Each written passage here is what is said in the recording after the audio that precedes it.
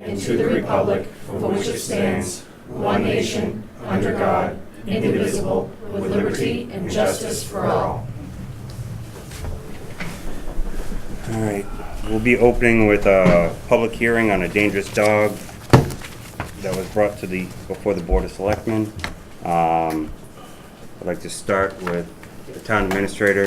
Yeah, so anybody who plans on speaking at this hearing has to swear in at the beginning of it. So if you plan on speaking, I need you to stand and raise your right hand, please. But just for the dog hearing? Just for the dog. Oh. Not us. I'll be speaking. I swear. Do you solemnly and sincerely affirm, under the penalties of perjury and testimony that you are about to give, shall be the truth, the whole truth, and nothing but the truth? I do. I do. All right. All right, so we'll start with the animal control officers that brought the report before us. On March 3rd. Hold on 1 second, sorry. Can you read the notice, the public notice? I can do that. Thank you. Sorry.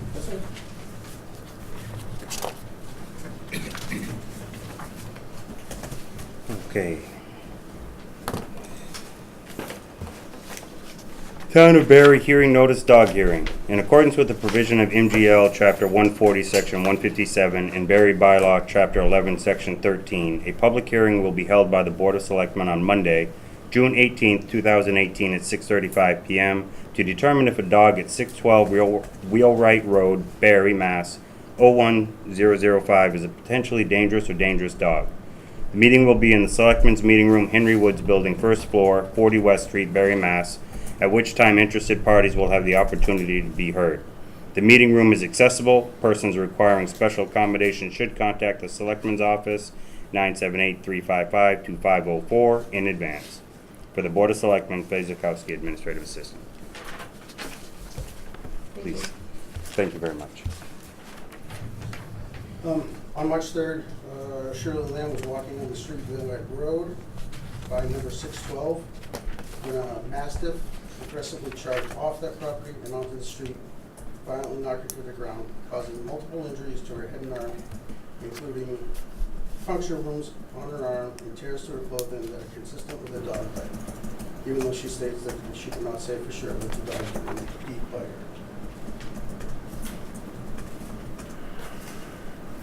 Due to the seriousness of this incident, both Barre Chief of Police and Rutland Regional Animal Control have insisted it needs to be addressed in the document. That's all I have.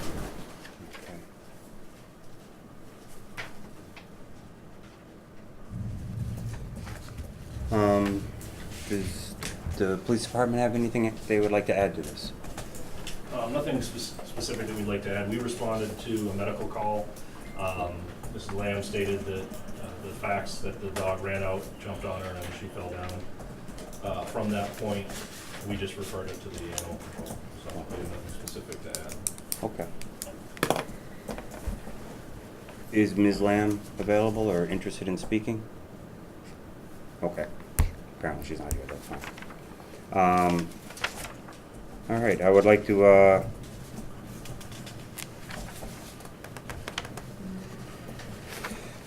like to give the owners a chance to speak on their behalf, to state their claim and their understanding of the situation, and Okay. Could they just state their name?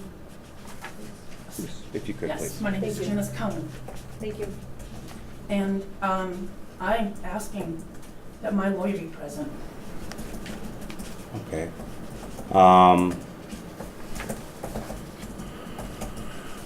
We can continue with the hearing. You have the right to appeal 10 days from now, and that would then put us into a situation where your lawyer would be more beneficial. You have the right to say nothing. But I prefer to end it right now and have another meeting called and have my lawyer present immediately. We provided the public notice to give you time to try to have your lawyer here. Yes, and he was not able to be here. Okay. We were not given any of that communication until now, Okay. apparently.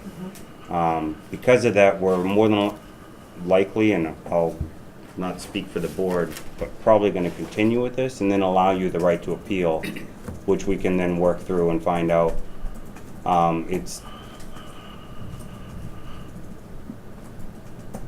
not in necessarily a position to just move it along right now. Unless you guys think that, here's the thing from my perspective. If your dog is a dangerous dog, the longer we drag it out, the less we tell you what you can and can't do with your dog, and the potential of public safety continues out while we wait to have a date where your lawyer can attend.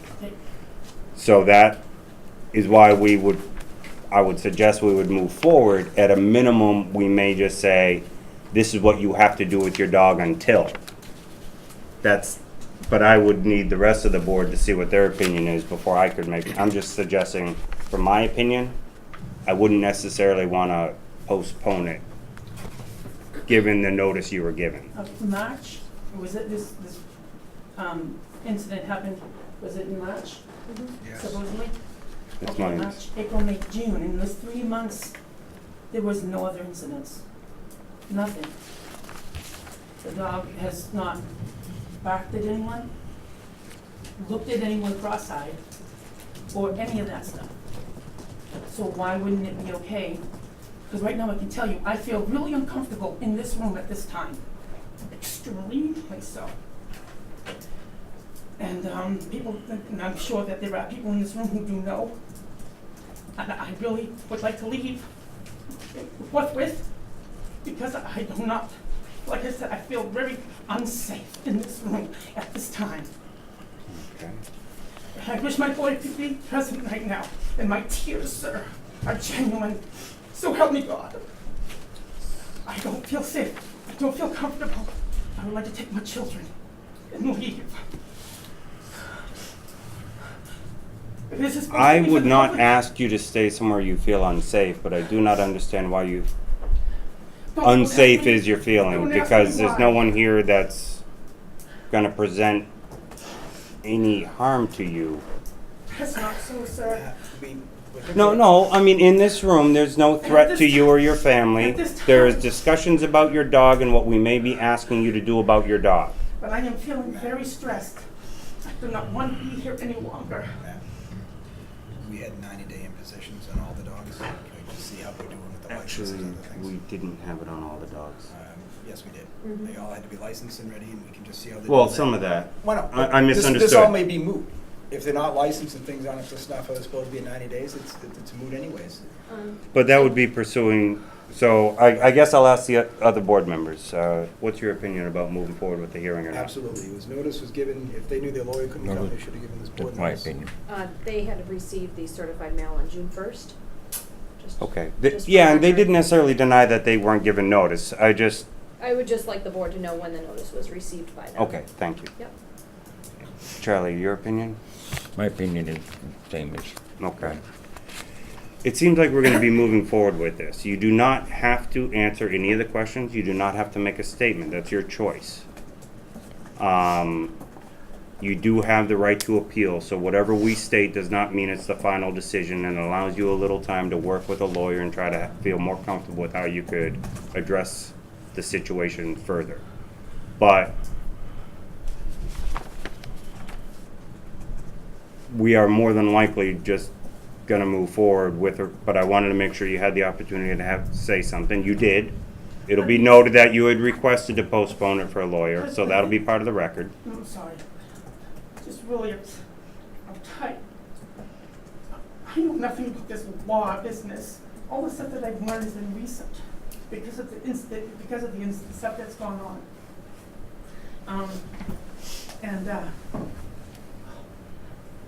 I just want my boy here. Okay. And I understand that. I do. I'm not, This is the reason why I didn't didn't contact you, is the fact that I didn't know that I needed to. I thought that I should wait till the meeting, and then I didn't know that I needed to contact you, or to know that in advance. okay.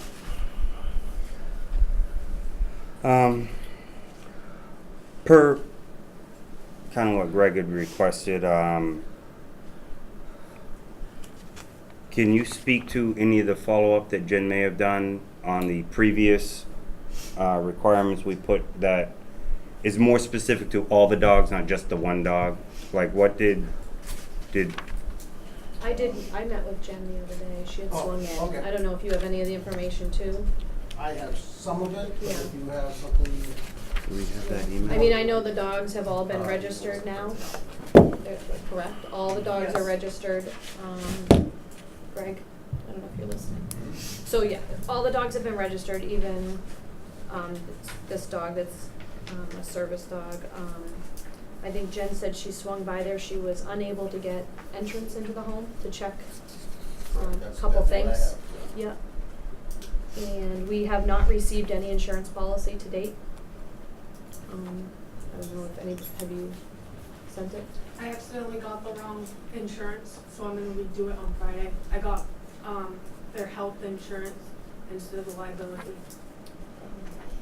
Yeah. so I'll get that to you. Okay. And we gave them till June 19th, correct? 17th, Oh, so we gave them exactly 90 days, not just, okay. correct. That was giving a lot of time. So that was yesterday, which was a Sunday. And I do not believe that a kennel license has been applied for. It's still contested whether it's required based on the information I have, because we need to verify the service dog. If it's a service dog, it doesn't require a kennel. That was what Jen sent. And we still needed to go through a couple more questions to clarify that, is my understanding.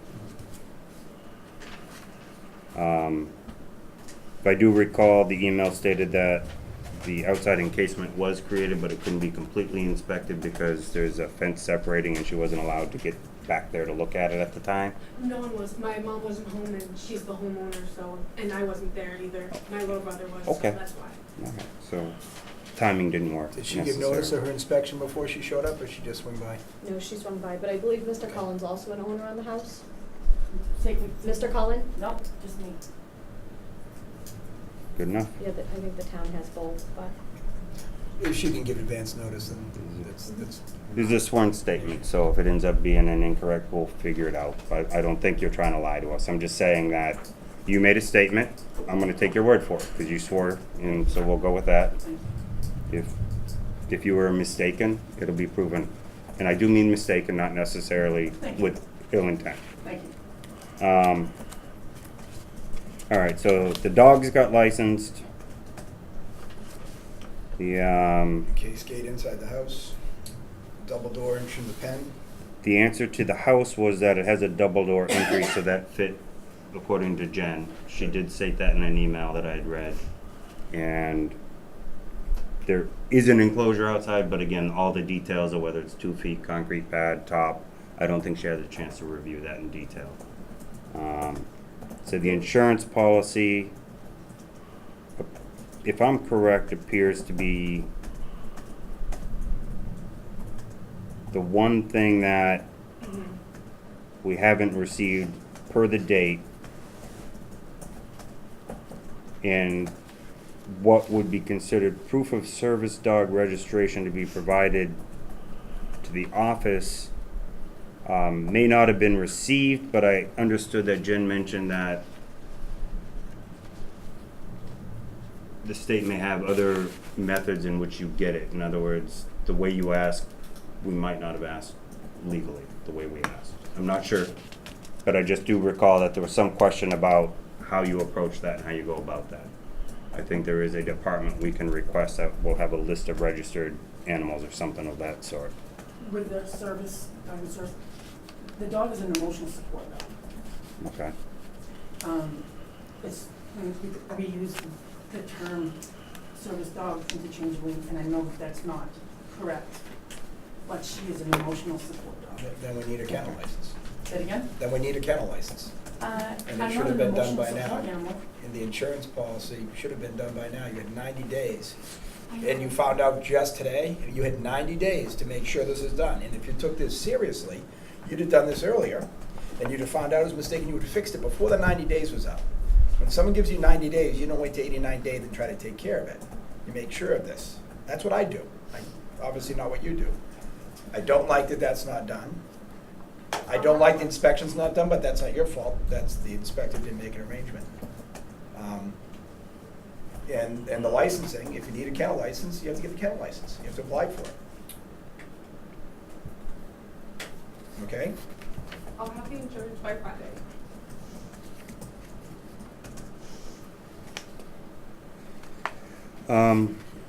One other thing that came up that I would just, Oh, yeah. as advisement is there may be more than a kennel license application. So please review with the building inspector, commissioner, to understand your current zoning and whether kennels are allowed per our bylaws for zoning. Yeah, I'm just saying, you need to educate yourself so you understand, and I don't know the answer yet, but I do understand it was questioned, and I don't know the details, so I don't wanna debate it so much, just please educate yourself so you know what you're getting into. An emotional support dog is a dog, is the paper that you received saying that you have an emotional support dog, is also considered a prescription. So the dog that has that is an emotional support dog, why would that dog need to be part of the kennel, be it, and need a kennel's license when the dog is prescribed for a specific thing? It's a good question. What I would suggest, outside of talking to your lawyer, but possibly talk to the department that issues you that prescription letter, whatever, that says, okay, that's what it is. They might also be able to give you an answer as to why it is or isn't considered a service dog. I don't have a good answer though, but I do believe they would.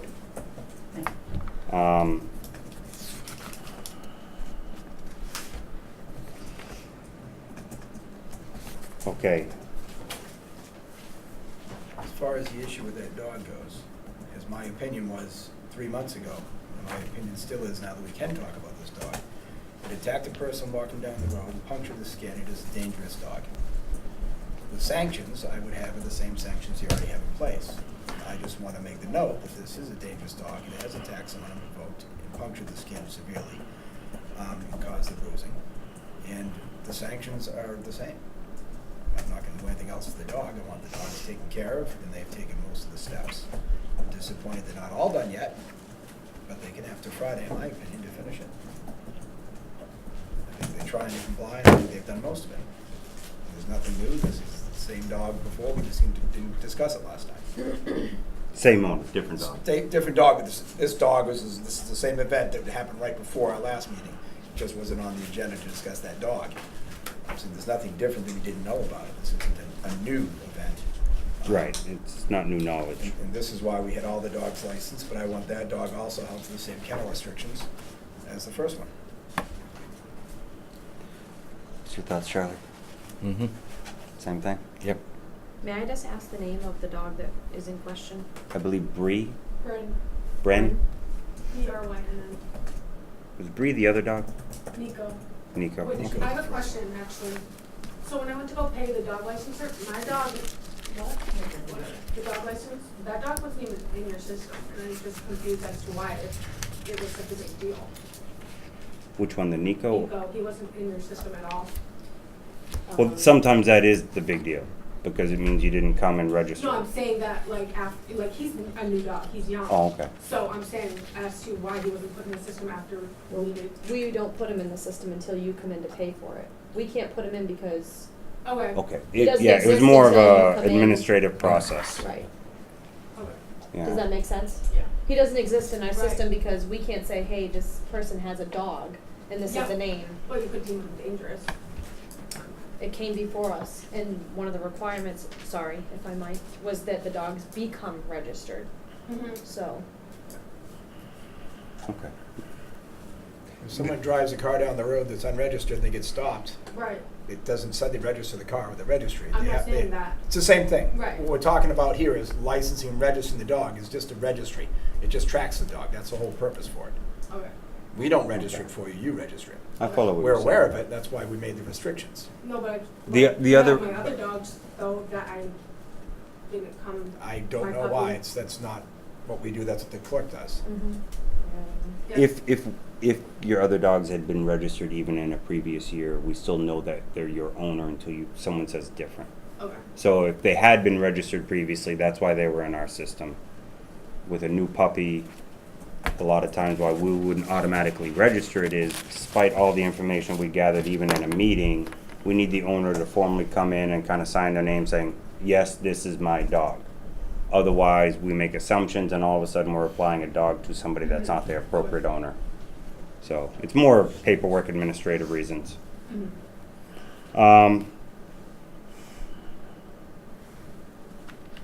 Does anybody have anything more to say on this?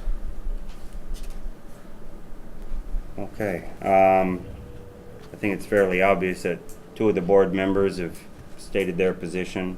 I'm not inclined to disagree, so right now we would ask you to apply the same control measures to Bryn as we had requested you apply to Nico. We'll have it formally written up, sent out. Right now we didn't go to the level of, and so far I don't know if we necessarily have to, You don't. but we could go to the next level of like microchip, things like that. It has a benefit if the dog escapes a lot. It hasn't been reported the dog's regularly escaping, and it's costly, so I'm not inclined to ask you to spend more money on that as well at this time.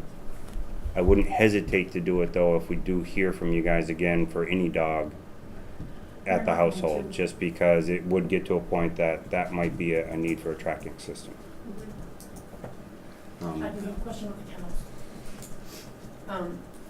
Limited space, we have a decent size, actually, it's 2 kennels that we've made into 1. Okay. Do we need 2 separate kennels? Or do we can just use the 2 that we have? My understanding is you need at least a 12 by 12 area for each dog. So if it's 24 by 12, 6 feet high, Are they? then it meets the requirement. Oh, they're high. I don't know Yes. if we have to say per dog. I don't think that's. It's more of just making sure there's enough square footage per each animal in a space, so that they have freedom to roam. So you don't put 2 in, and now they have half the space that the requirement was intended for. They can go one at a time. Look at, I'm not thrilled it's not all done. I'm very happy you've done most of it. I'm happy to hear the dogs haven't gotten out again. I'm happy to see you taking control of them and making efforts to do the right thing with them. I'm very happy about that. I won't support a second pen. I will support 1, but Okay. that's my opinion. But I do want to see the insurance by Friday. I'd like the proof from the office. Or we could say reasonably by Monday. Our office is closed Friday, so. Is there an email So I you- can send it to? Yep, Friday? Actually, your No. business card is right behind you. One thing just to clarify when you go through this, so you don't accidentally let it slip, this requirement now applies to 2 dogs to be insured. So you may want to Right. double check with your agent that what you're talking about is going to cover them both Insurance now. is the I'm problem. only covering Right. one. I don't know enough. If they change it based on breeds, insurance is different, I don't know. Yeah. So I just make sure it's clear so they don't come back and say, nope, we weren't insuring that one. I'm gonna insure mine, she's gonna insure Bryn, so they're gonna be 2 separate policies. Okay. That's why I was bringing it up. Okay. Based on the efforts you did on site with a kennel and the fact that it sounds like at least 1, Charlie probably agrees, we're not going to request that you do another. We would ask you to be reasonable in how often you might have 2 in 1. I'm just saying be reasonable, and I'm not going to try to define reason at the moment. He wasn't helping define reason. These dogs are not dogs that we would put out. They're dogs that stay with us. Okay. Her dog was with her when the incident happened. Her dog was with her when the incident happened. The dogs aren't tied outside. The only one dog that's tied outside is our Siberian Husky, who doesn't stay outside during the summer very long. But in winter, which we get multiple visits about our Siberian Husky in the wintertime being outside when it's cold. We have had multiple times that they've come to talk to us about her. But the other dogs don't get tied out. She's the one that enjoys it. The other dogs do not enjoy being outside without people. But we're with them all the time because they're our family members. Okay. So I guess just to clarify, because we're going to have to send another list paper like this to the owners for this particular dog. Would we actually remove the section about the outdoor enclosure, so it doesn't sound like it's a second request for a second enclosure? Or maintain the existing? Reword it to state that. Okay. I still want It just says the dog shall remain on a leash or in the enclosure. So it doesn't say they have to develop it. Okay, So I got it you. already says it needs to be in the 12 by 12. It doesn't say which 12 by 12 or they're on 12 by 12. In the front of the house, I think we're safe. there's one door, a porch, and another Yeah, door. they already said that was okay. Yeah. Yeah, okay, so you got the She safeguard. saw that. And in the back,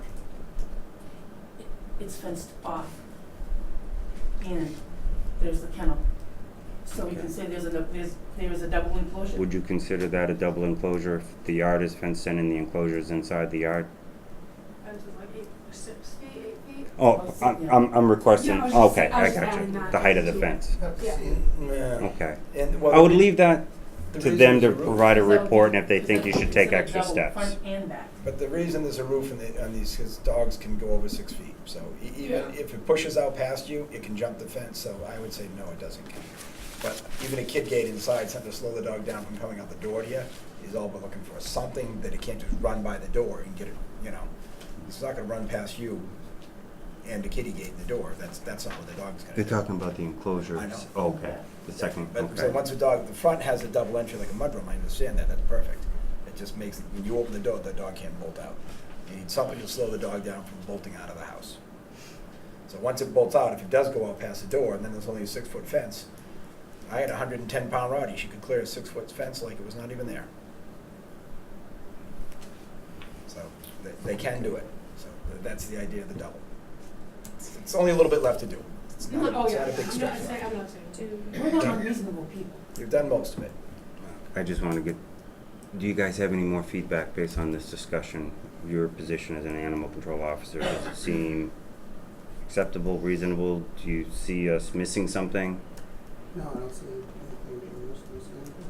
No. Okay. No, it's not. We impose a lot of sanctions, and they've met almost all of them, so, and we haven't had another incident. Right. Whereas when we're coming in to hit the first one, the second one happened shortly after. It was pretty frustrating, so it's, I'm pleased with the results. Okay. Well, I hope you guys are. Yeah. I'm happy. One thing I would like to Dogs harmed. I don't want to see dogs chipped. I don't want to see dogs put down. I don't want to take away dogs. I don't. That's not our job. I don't want any of that to happen. contain an issue and learn from it. Yeah. What I would like to state is, and it, I might not even need to state it, Master General Law might even cover me on this one, but no matter what we state here, it doesn't stop anything from your neighbor if she had a civil suit because she actually thought there was a reason that it was due, whether it was medical or not. We're not necessarily saying you owe anything to your neighbor, but we're also not going to say that we're stopping any action she could take if she felt necessary. I'm not even saying you have a relationship where she would want to. I just don't want you to walk away thinking that because we didn't say it, that's issue is resolved, because I don't know what that situation The only is. thing is that I'm surprised she's not here. I'm just hoping that she's okay with this whole thing, and that she knows that we aren't upset with her over this whole thing either. Okay. We're not that, I've known that family for a really long time. And I haven't had a chance to speak to her directly myself, so I don't know either. So, She's a really nice person. The hearing request didn't come from her, so it came from the animal control. well, exactly. And I'll be honest, yeah, she did not bring it to us and ask, so, Because I already, when this Thank incident you. happened, I went and talked to her to make sure that she was all right. okay. All And right, to let her then. know that she can continue her routine by our house, that she'll be perfectly safe. Okay. And she has. And she has, she does. She goes up, she continues her routine, as far as I know, that she continues her routine. All right. And Well, because she spoke to my daughter when it happened, and then she said, all I ask is that you keep your dog in is that this doesn't happen again. And I said, oh, this will never happen again. And then after that, and I was concerned, and I went to talk to her to make sure that she was okay. This is how neighbors are supposed to deal with things. no, I agree. And I think It shouldn't be other than that. there's a certain point, just from an outside perspective, just, We'll get it. or a devil's advocate. Bob's got It works great when neighbors are getting along. probably like this, right? But when it's just neighbors, say it's a real small group, there is a potential for intimidation where outsiders won't realize. I don't know you well enough. I'm not even saying you would be that person. I'm stating that the reason laws allow third parties to make a request for hearings like this is because there is that potential that someone's afraid to come forward. So that's why animal control officers, police departments, and others that may witness an event have that right to request the hearing. So having the hearing, that's why it sometimes goes beyond neighbors just working it out. There are times I'm sure I'll have something come before me thinking, oh, could you have just figured it out yourselves? But that's a personal opinion, and it's not what I do as a selectman. I have a different role, so. That's why the emotional support dog. So I think, unless you have more to say, we're generally saying status quo with these regulations. We're going to apply them to the dog Bren. We'll formally send you the letter on that. So everything that you're now doing with Nico, you also need to do with Bren. If there's a certain point in the future that you would like to request any of these to be alleviated, say 2 or 3 years, something that would actually say you've shown a true change in the potential, we might consider it, but we would request you bring it before us as a request, and then we can also bring the animal control officers back and look at it again at that time. I just have a question. So with Nico, if no medical records were provided, and I bring that to you guys, is that gonna change anything? Medical records provided as in, did anybody get hurt? This is the first. You're right. We never got any medical records. Our lawyers never got any. Oh, I got you. Medical records from, The previous officer that was bitten. oh, Apparently they stated they had made some requests for some records and none were provided. Well, my lawyer did, yeah, and none were provided. I meant your party Yeah. made the request. Made the request That was would made be- to who? They talked to the police. talk to, or they sent a formal request? I'm pretty sure he's the lawyer, so Okay. obviously he said Yeah. a formal. Okay. Did you see a medical? We cannot make a decision. I have not, No. but nor did I ask. So Yeah, don't. you- well, No, no. yeah. I'm just explaining. So that would be something as a separate item that I would request that you bring before the town administrator and make that request. Would have to Yeah, And be what we certified. can do then is research it. Similarly, though, I would say give it at least a year before you come back and ask to relieve yourself of the regulations we put in. Yeah. Because we need to show a history of this will not reoccur. And we need to find out how we could possibly reintroduce the dog. It may actually be something where we ask the owners to maybe take a class with someone that's designed to say, okay, whether it's an aggressive breed that if you don't know how to raise it right, maybe you don't know when to catch a snap reaction, and they might be able to teach you, hey, this is going to cause that. Don't let go of them, and that's, I don't know. I'm just saying that might be the step necessary to get to reducing some of the regulations. The whole attack was that he felt threatened because of the way the police officers. I just want to say one thing. There was 2 officers on that scene, and one was actually in my yard already, and he wasn't aggressive at all. And my dog was just standing there. He didn't try to attack him. We went through this, and No, I'm I not just wanted disagreeing to say at that. all with what you said. What I am suggesting, though, is in order for you to get any relief from this, Right. you need to show not just your side of it, but that you understood their side and how you can work towards the middle to resolve the problem. Yeah. And The reason we made the final decision was there is because even if the dog felt threatened, you're not in an enclosed yard with signage saying keep out. And because of that, it's all on you to keep the dog from doing that even if it feels threatened.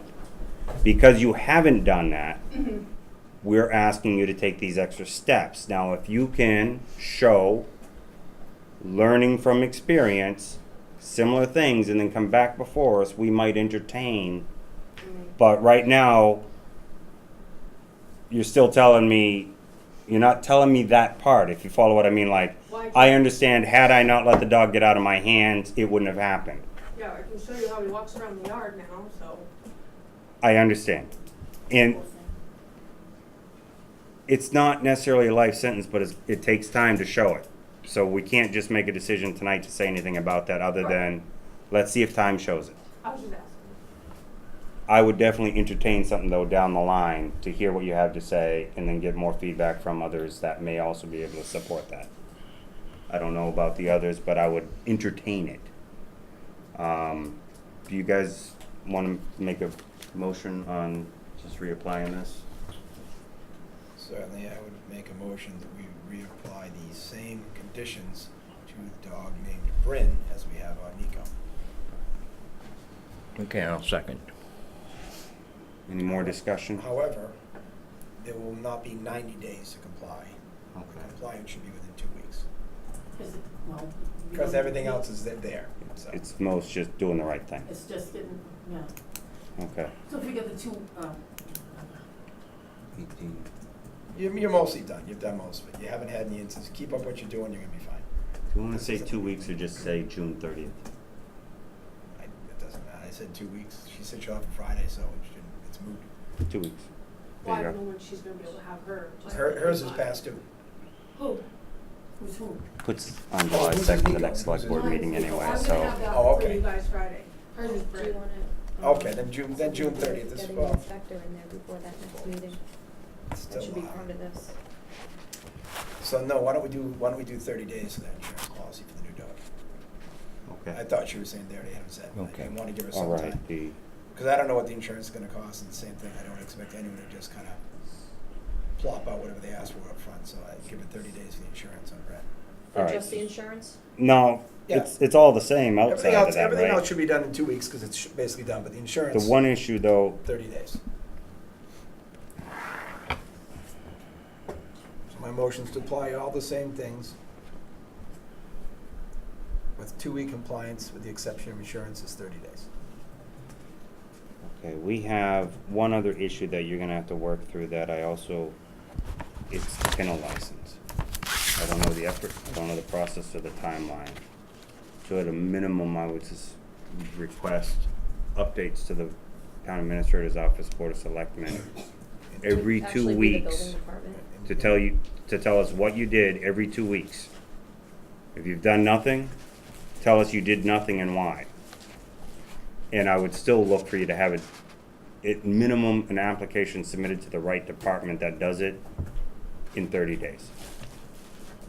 So I would look for an update in 2 weeks, and then I would like to know that you've actually made the application and submitted it in 30 days. Does that make sense? Are we gonna get that, are we gonna get that in writing too? This whole thing again. Okay, Yeah. what he just Yeah. said, Yep. okay. That's something that we're granting you as a favor because it should have been done already, but recognizing knowledge and education of the system and the process, I'm willing to try one more time to give you a little more time, and it sounds like the other board members will work I believe the penalty was harsh with if you. we remove all dogs on the spot if you didn't comply. We're not doing that. Right. There was a very harsh if it's not done. But you've done most of it, so we're trying to be lenient with it. and just be harsh. Because it's Yeah. not about us, it's about other people being safe, and we have to think about that. We have 2 instances, we have to make sure people don't get bit. Time will prove itself out if. And I want my neighbors to be safe. I feel safe too. And I can tell you, I do not feel safe anymore in my own hometown. Did you know that when we go to bed at nighttime, we barricade we put a good lock on our front door? Because we do not feel safe here anymore. Not at all. And it's not because my neighbor's dog sometimes scares me. I don't want that thing to be free because I know he'll come over. But am I gonna say anything to her? No. But it's not, it has to do with other things. I just do not feel safe in my town anymore. If there's something outside of it, without getting into detail, please don't We've now. already done. But if We've already gotten into all you, this. I would ask if you thought there was a valid reason, we do need to communicate with our office to let us know so that if there is something we need to review, you bring it to our attention. Thank you. And that's all I can say from here because I don't know enough about it, nor does it need to be brought up No. today. No. But if you truly do believe there's something that should be reviewed, discussed, figured out, you need to bring it to our attention, otherwise it will just continue. So, but that's a separate topic, so please, if you feel so inclined, figure it out. Appreciate that. Thank you. Just a matter of housekeeping. You guys, with the conditions, you also have to vote to deem the dog itself as a nuisance with the conditions. Or Not dangerous. It's dangerous, it's a dangerous demon to meet these conditions, nuisance as much as you can't do others, so. You haven't voted yet. We can, per our bylaw, we don't have to deem it dangerous to still imply. We have a bylaw that says it can be, I still would deem it Potentially dangerous because dangerous. of the severity of the punctures and the bites, that was a pretty serious, that wasn't a little nip and scratch in the skin. That was- I think the first step was to deem the dog either a nuisance or dangerous. Right, and I proposed If you can't dangerous. deem them, either of them, you wouldn't have any kind of requirements to set forward. You have well, to- that's what I was saying. It didn't have to be deemed dangerous to provide requirements. It could be nuisance or potentially dangerous. Our bylaw uses the words potentially dangerous, Correct. which No, is similar to But nuisance, there I hasn't guess, been per any- state law. You haven't deemed the dog anything yet. Agreed. No. Okay. As far He's as- right. Okay. Yeah, you brought up we actually do that, or this doesn't matter. As far as to be considered a bite, wouldn't that have to be medically proven? And not just by someone's. I do believe it would leave us open to an appeal if we did not have medical proof. That's all I can say on that. No, that's what I wanted to hear. It can't be done by just a lay person saying that the dog, that it was a bite. If I'm correct, we also did not have any witnesses make a statement today that actually witnessed the event. Autumn was the only one that was there. No, I'm just trying to make sure I'm not missing something I didn't Yes. remember. Okay. But that's put on the record. That's no. Is it gonna be your official statement that dog did not bite your neighbor? You're under oath. I wasn't there, sir. I didn't see it. Okay. I Is that- was is it- spoken- I wasn't there either. Okay, so nobody was there. The injuries sure look like it. If the injuries are caused by the dog knocked it down, I'd still deem it dangerous. Okay, but as far as that, there was no doctor on the scene If, to be able to make that, if the dog, there was no doctor on the scene. I can make all sorts of conclusions to people, and I'm not a doctor, I'm not a psychiatrist, and I could also make assumptions on people, on things too, and it doesn't make it so. We've done animal, dangerous dog hearings in the past that didn't include people. So it's not necessarily has to deal with people getting bit. Sometimes we've had hearings where the dogs are deemed dangerous just based on their actions, not because they actually bit a person. I understand that, but what I'm saying is that, but as far as saying that a dog bit someone, isn't there proof as far as a professional to say the dog actually bit him? I think if an appeal was filed, it would go to that extent, but at this time, we had a request from animal control, from the police, that we have a dangerous dog hearing, and here we are. Oh, Right. that's- No. No, that's not what I'm saying. That's okay, that's not what I'm saying. What she's saying is we cannot say the dog bit the person because nobody knows if the dog bit. It wasn't even presented from the animal control officer as it was a surefire bite. It was, the circumstances were described and it led to the opinion that it was likely a bite, but there was no proof it was a bite. And so that she's just trying to make it that we don't say the dog bit the person because we don't have the evidence presented to say that. Yes. Okay. given the photographs of the injuries, most reasonable people of reasonable intelligence would look at the marks through the skin and the patterning of the marks, and they would come to the conclusion on their own that they are more likely than not a bite mark. That's what most people would probably come to the conclusion of. Or fall on a hand trowel. What we need to come to the conclusion of is dangerous fell. or not. And the dog is a large dog. The dog was not properly restrained. The dog is not being withheld back by voice command, so it should have been secured, and it wasn't.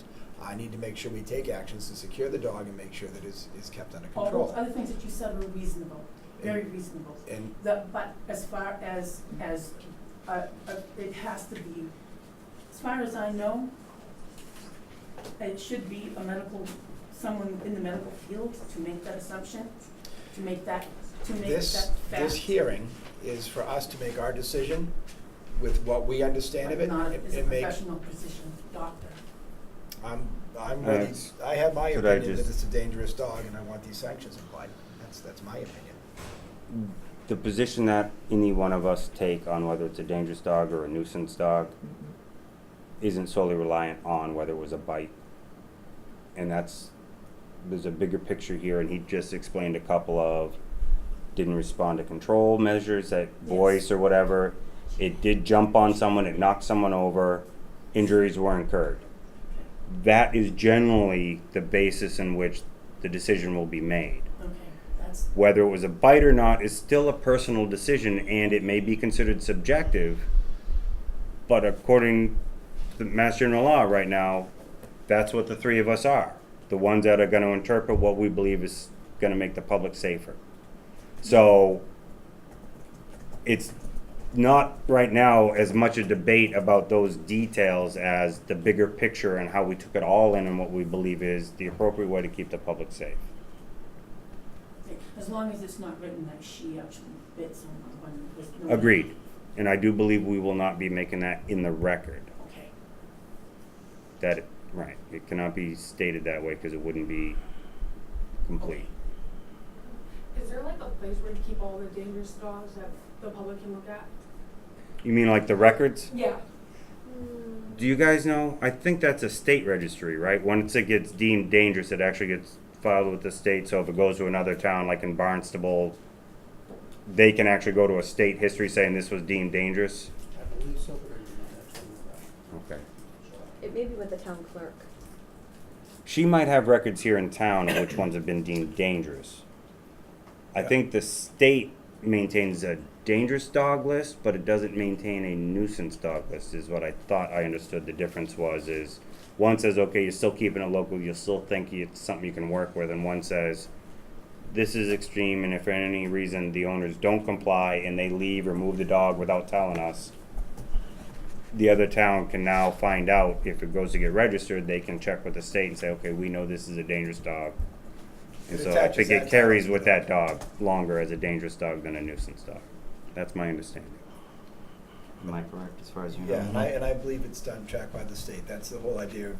We're tagging the dog as dangerous because of this incident. There was an altercation with her. It was unprovoked by her. She was contacted by the dog, and she has puncture wounds and injuries. That's fair to say.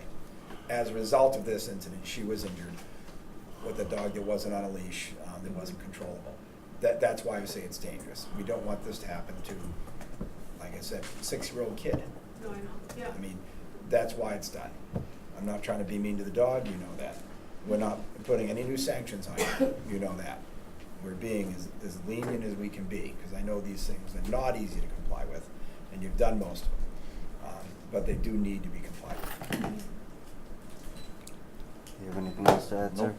I think Greg said it very, very well. All right, so I guess we'd make a motion I'll on. make a motion to deem this dog named Brent a dangerous dog. Seconds it? Call for a vote? I make a motion that we follow up with them a letter of sanctions as we discussed, the same as we did for the other dog, Nico, with the changes that we were giving them, the timelines you outlined, the 30 days for the insurance, and at least something to occur on the kennel licensing within 2 weeks to make an application and start that process forward. Otherwise, 2-week complying with everything.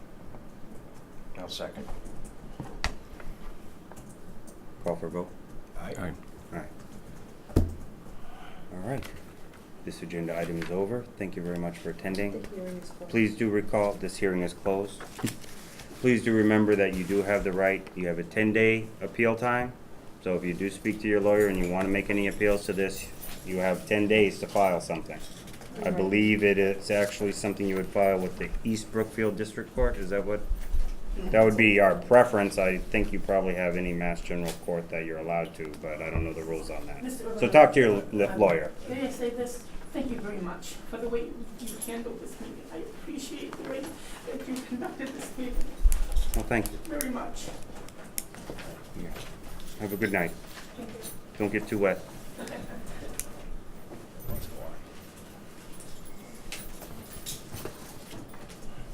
All right. Guess we're close enough. What I'd like to do is on the agenda, I'd like to move up the Stetson School item.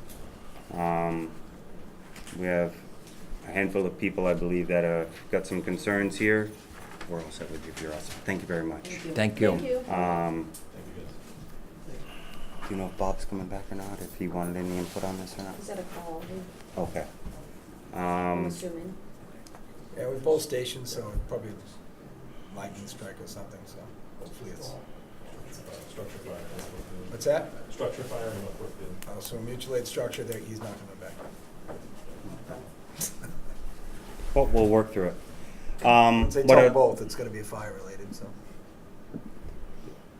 What I would like to start with here is, are you willing to speak on this matter? Do you mind laying out the timeline as you know it, from the night before right through the morning and then the apprehension of? Are we speaking of the three? Oh, the Stetson School, the 3 individuals that, if I'm correct, that's what this is about, Lucy, right? That It's one, about the security in general, and those, the two recent ones, the one on the 6th, the 7th, and the one on the 14th. okay. We've had several again. So, I can speak on all of them really, but on the 6th to the 7th, we were notified at approximately 11 p.m. that 3 juveniles had escaped from Stetson. There was approximately a 3-hour delay in the time that we were notified. They actually left campus approximately 8 p.m. Okay. We immediately contacted dogs to try to set up a track. The 3 juveniles were well organized. We did set up a track. The state police canine continued to track straight to the road. It was believed that one of the juveniles had a cell phone that is contraband up there and had contacted somebody to have them picked up. We entered them in the system as missing. We put out bolos. And then the next morning at approximately 10 past 8 in the morning, Stetson staff were en route to Gardner Court, observed the 3 individuals, were able to secure one of them. The other 2 fled into the woods. Hubbardston immediately called us. We set up a perimeter, called for additional assets, including State Police K-9 and Air Wing. Those last 2 juveniles were apprehended at approximately 10 past 2 that afternoon. What is a little bit concerning about that incident is, like I said, those 3 individuals were well organized, and they had a written manifesto, including gang materials, including names, a list of things that they were searching for, which included guns, drugs. They also, while they were on the run, broke into at least 3 vehicles that we know of, including a family's camper in Hubbardston. They spent the night in the camper, posted a lookout and everything. They were well organized. They did steal a cell phone from a vehicle in Barre and used that during their escape.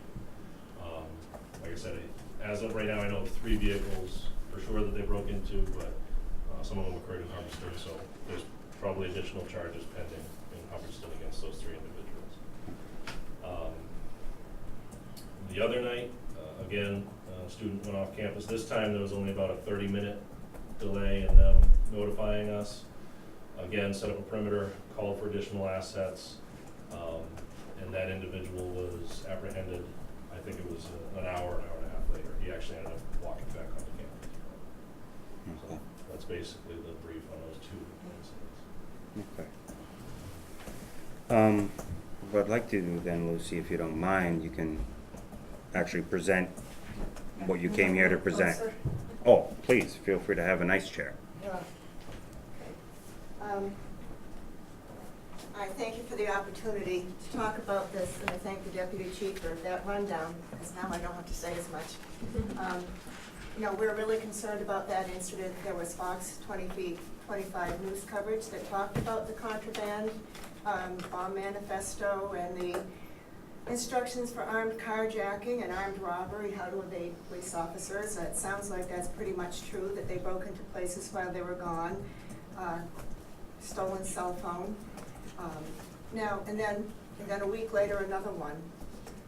And, you know, it's kind of unbelievable. It's not, because I live close to Stetson home. I live on a route through the woods. Other people here do too. We've been visited many times. This is the one that made the big news. But it's nothing new. One of our things is, you know, other towns have intensive group homes, very similar to Stetson. Rutland has 4, Paxton has 1. The same thing, requires a 1 staff to 3 student ratio. And we don't hear about them having these issues. I've worked with, not at Stetson, I've tried to work with Stetson on my past runaway issues. And since 2013, since it's been part of Seven Hills, there's just no local tie with the community. I don't get anywhere. It's all shrouded in, these kids are special ed, we can't do this and that because they're special ed. And that may be true, but, we've got these 5 group homes between Rutland and Paxton that are the same type of home that are managed by Devereaux Advanced Behavioral Health. And, because I might not hear about it, but with 5 homes, you think you might hear about something. So it leads you to conclude that maybe Stetson is just poorly managed, or that it's just plain too big and spread out. And I grew up here in Barre, and we used to go to school with the kids. We used to go to church with them. We'd go out to parties out there. But from about the 1970s, when they started taking state funds, they had to take the kids that were sent there. But in the old days, there were problem kids even in the old days. And they would run away, or you'd have a problem with maybe some mischief on your property. You could go to one of the directors and say, look, we've got a problem. And they were local, they were our neighbors, and they'd say, I'll take care of it. And it was taken care of. We can't do that now. Since 2013, with the Seven Hills, they're like, throwing darts at a rubber board, and they just come bouncing back at you. So, back in 1994, they started accepting only boys with sexual behavior problems. And that was not really announced to the community. That was really done pretty much under the table. I didn't learn about it until my mother, who at that time lived alone in our house on James Street, had one of those boys in the house with her. It was a very frightening incident.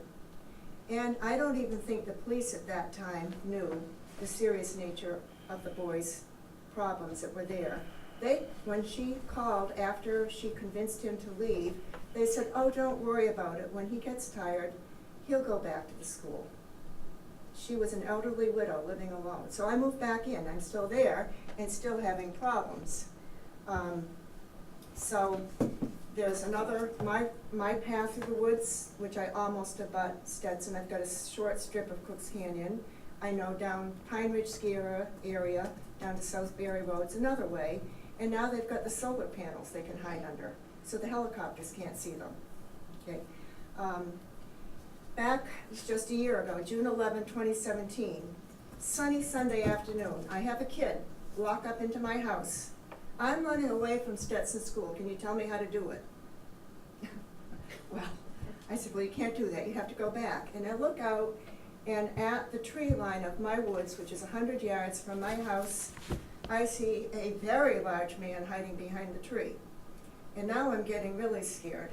Was this a staff person, or was this one of the older students? Because they go up to 22. And I'm like, do I call to him, or do I just get really scared? Because the kid that was at the door was not terribly big. He was maybe 13. Skinny kid. And I said, you've got to go back. No, I'm never going back. I said, well, you have to. And I had a pitchfork in my hand, and I convinced him to go back in the woods. Well, my security trail camera was right in a great position to capture all that, had the staff person not stolen it, and thrown it on the edge of Stetson property with a memory chip taken out. So Stetson said, no boys ran away that day. If somebody told you that a boy ran away, it was a neighbor boy that was lying to you. Well, now, does this anything better illustrate how far out of touch Seven Hills is with our community than to suggest that I have a neighbor boy that I don't know, and that a neighbor boy would come up to me and ask me how to run away from Stetson home when he knows those woods as well as anybody. I mean, the whole thing is ludicrous. I worked through Chief Carbone on that, his staff with Sergeant Ricos. They had me, from that point on, file everything with Rutland Regional Dispatch, so there'd be a record of it. Now, the police was great about it, but on August 27th, there was another runaway. And for hours that night, we had the helicopters over our heads. they actually come down low enough, because I'm on a hill, for them to shine their lights into my windows. And that is very, very disturbing, because you know that there is somebody out there. So, you know, the issue was not resolved. I know the police have been working on it. I know Chief Carbone tried to arrange a meeting between Stetson and Seven Hills officials and this board. And from what I understand, Stetson would not attend. But there was an article about that meeting on December 4th, 2017 in the Worcester Telegram and Gazette, with responses from Mr. Allred, the Seven Hills Vice President at Stetson, in which he said, there aren't bad boys, not dangerous boys at Stetson. We're not a locked facility. We're a therapeutic school. We pay $72,000 a year for water. We're a great benefit to the town. Of course, they use a lot of water. That's why they pay $72,000 if they do. So, you know, one reason I'm here tonight is I've had people say to me, oh, the boys out there can't be dangerous because there's no fence. It can't be true that they're dangerous. So I just want on the record that Seven Hills' own website says, youth appropriate for group home 1 to 3 services, that's 1 staff to 3 students, are typically not able to safely manage independent community access and require a high level of supervision, behavioral support, and structure to develop self-regulation skills to reduce the frequency and intensity of behaviors that place themselves or others at risk of harm. And they go on to say that there are youth who cannot reside in the family home and also cannot manage independently in the community, youth with sexual behavior problems, youth whose conduct in a family home included noncompliance and high-risk behaviors, youth at risk or active with substance use and abuse. Symptoms exhibited by this population include sexually abusive/inappropriate behavior, oppositional/rule-breaking behaviors, interpersonal aggression, runaway, socially inappropriate, substance abuse, and history of fire setting. And I had an arson fire on my property in June of 2016 that's never been solved, the point nearest Stetson School. And we get it. We know these kids have suffered trauma themselves. They've had bad lives. But we also know they can't cope with certain triggers in their life, and when they do, they panic and they run away. Sometimes it doesn't sound as much like they're panicking as the deputy described. They were very well planned on this June 6 to 7 runaway. How did they get hold of bomb-making manifesto? Obviously, they've got some computer access or cell phone access before they even stole it. They're well planned. They know how to break into cars, into homes, into campers. Some of my neighbors have found them in their sheds when they've run away, or their outbuildings. When they escape, you know, they're also not getting the psych drugs that many of them take to help control their problem behaviors. And when people are desperate, they do desperate things. And this is a really bad combination. We've got really frightened, desperate boys, and some of them are as big as men. And we've got homeowners who are frightened and maybe armed. And I think you can imagine the tragedy that could occur someday. So in the meantime, we can't enjoy our homes. I can't ever be without my door unlocked, even in the middle of the day. It's summer, it's hot, we want to enjoy our homes. And you need the tax money from us, and we're paying taxes to you for security there. And it's just ludicrous. We have to have our doors locked. You're spending all this money, the police, the state, I assume, for the helicopters, to catch boys that can just walk away, and there's no locked doors. We have locked doors, and they don't. It just does not make any sense. And this isn't a case of us not wanting a school for problem boys in our backyard. Barre has been serving kids with special needs and problems since 1848. That's 170 years, when Elm Hill School was established here. I've been working with special needs kids since I was 12 years old, and a lot of others have too. We get it. We understand they need help, and where they're supposed to get help is at Stetson School. Stetson School says they need to be in a highly structured, controlled setting to get that help.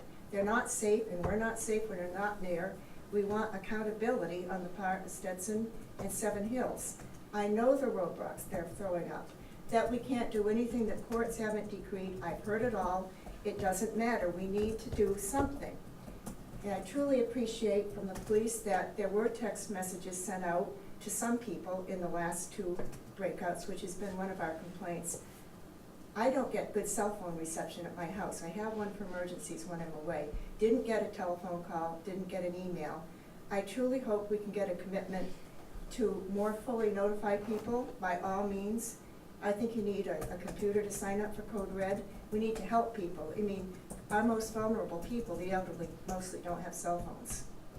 And, you know, we want locked doors at Stetson. We'd like a perimeter fence. You know, I know they've refused that in the past, but it just seems ludicrous to spend all this money when they don't have locked doors. They have admitted they have high-risk students. For those, I'd like to see GPS ankle monitors. Then you'd know immediately when they left. You wouldn't need to call out helicopters and the dogs. They claim at Stetson School, Mr. Allred does anyway, that they rely solely on strategic cameras on campus and protocols in place for training staff and security, nothing else. That's that 1-to-3 staff ratio.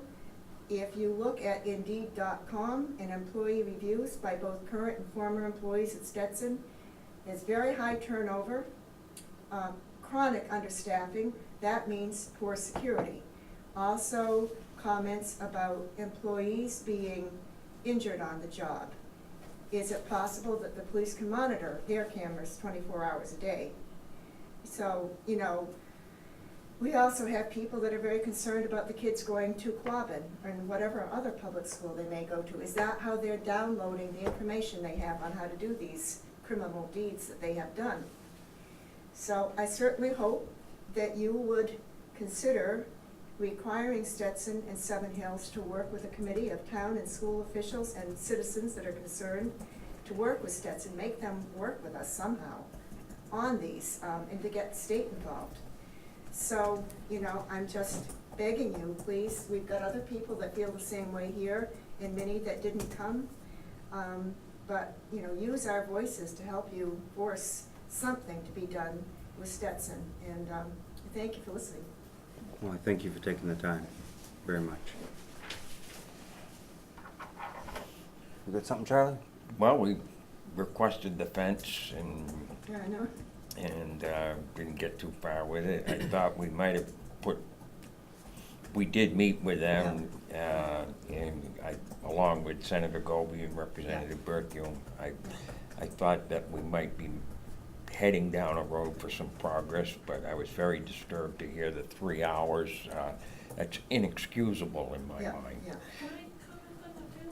Yeah. Just because my thing is like, referring back to the article from December, when they said that they had a 2-hour window, like, I would question that, because, 2 hours then, but they didn't, you said the second run, they called within a half an hour. Why was it okay to call for a half an hour then, but I agree. they use it as an excuse when I it can't, suits them? I don't know the answer to, Yeah, just don't well, I'm know. just throwing Yeah. stuff out there. And like, strategically placed cameras, I would actually question where those cameras are. Mm-hmm. I worked there for 16 years. So- I believe their 2-hour thing is when they know the kid's out, they kind of watch them and follow them before they do anything, or they try to find them in the house. These kids were gone for 3 hours before they realized it. So they And called that's the they scary called, thing. they called the police immediately. So Yeah. yes, that failure is huge. To clarify something else, apparently they're supposed to do bed checks or just checks on personnel like every 15 When minutes. those kids are in their room, they're 10-minute room checks. That's right. So apparently it's pretty obvious that for 3 times 10, 30 times they failed to actually identify the people in the building before they realized they were gone. Yeah. The lady behind you has got a comment. So I just want to comment on the window thing. And as a former employee of Stetson, and I know that I'm no longer working there, but my husband left there as a supervisor less than a year ago. And I will tell you that the administration tells the on-call people to be able to contact administration before they reach out to the police. So, and what that looks like is lots of times the administrators are very hard to get a hold of, and you know, there is a lashback from the higher-ups if you are to call the police before getting in actual contact with an administrator. So, but I can also tell you that, especially if this is something that happened overnight, that the overnight staff, because of staffing issues, are not very reliable of even staying awake all night. So it's definitely a possibility for kids to escape and to collect the patterns of their employees, and because staffing is so hard, you know, they're not willing to fire people because that just means more. So it's just, a lot of that it's dangerous because it puts the community at risk because staff are told not to contact people when they actually need help. This is just a follow-up statement on that. Hopefully employees over there are listening. I think it's very important that if there's a written procedure on how to act and you're then asked to ask your supervisor who doesn't respond in a timely manner before you can take the next step, there's a reason they call whistleblower protection. This is public safety. Right. If you see that happening, bring it to the town's attention so we can go back to Stetson and Seven Hills and say, strike one, 2 more, we're going straight to the State Department, you know, the Department of Mental Health and the Children and Families, or the Youth Commission, I forget which ones. I think there's like 2 or 3 that actually all play a role in this, and report it. Because I think we've gotten to the point that we've been trying to be nice. Hey, let's work with Stetson, let's work with, and then Stetson tries to throw it back to, underfunded this, and play a low budget game. I think if anybody knows charitable foundations, the only people that don't get paid are the ones that actually do the work. I mean, the CEO is $635,000 annually. That's my point. So I don't want to hear about budgets until you can tell me you've actually met your requirements. That's my opinion. Right. But we need people that are actually there and want to make sure it's right, and if it's not right, to raise a flag and make something happen. And so it's important to get that information out and feel like you're protected in doing it, because that's what I meant. Whistleblower protection is there for a reason. When it's public safety, you don't just nod your head and walk away and hope nobody gets hurt. Because right now it sounds like that's the only way you're going to make any change, is nobody can go behind the door and have a little handshake and say we'll get through this one this time, because historically that's not working. And this particular management company, because that's what I'll call them at the moment, apparently seems to be worse than even the previous administration, and it's just gotten worse. So I kind of agree that now that they don't live here, it's easier to be disattached, just chalk it up to another statistic. And I'm not one that believes in, I'm not all left, I'm not all right when it comes to mental health and issues like that. I believe every case is a little specific. But I don't believe you necessarily coddle someone in order to try to turn them around. But you also don't lock them up and make them feel like they're a prisoner the rest of their life. There's a balance. Stetson does not appear to even want you to come towards the middle. I would have at least said, hey, why don't you put a fence up on the back and the 2 sides, so at least your first getaway is the street. And now you can focus more cameras in certain areas, you can have better control over it. Change your pattern of communication. Last time we spoke, I think somebody said their first call is supposed to be the state. If there's a runaway, they're supposed to call the state, and the state's supposed to tell them if they're supposed to call the police. And when they call the police, they're supposed to call the state police.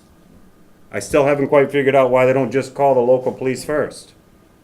On August 27th, when there was the runaway in 2017, that helicopter was overhead for 4 or 5 hours, and when I spoke with Chief Carbone the next day, the Barre police had never been advised of the whole thing. And that's my point. The state seems to have created a pattern that has excluded the local municipality in any understanding and process, any role in this. And then they just assign people out there and say, you deal with it, but we're not gonna let you. And I think we need to make a bigger press as a community to make sure that they understand they have to deal with it.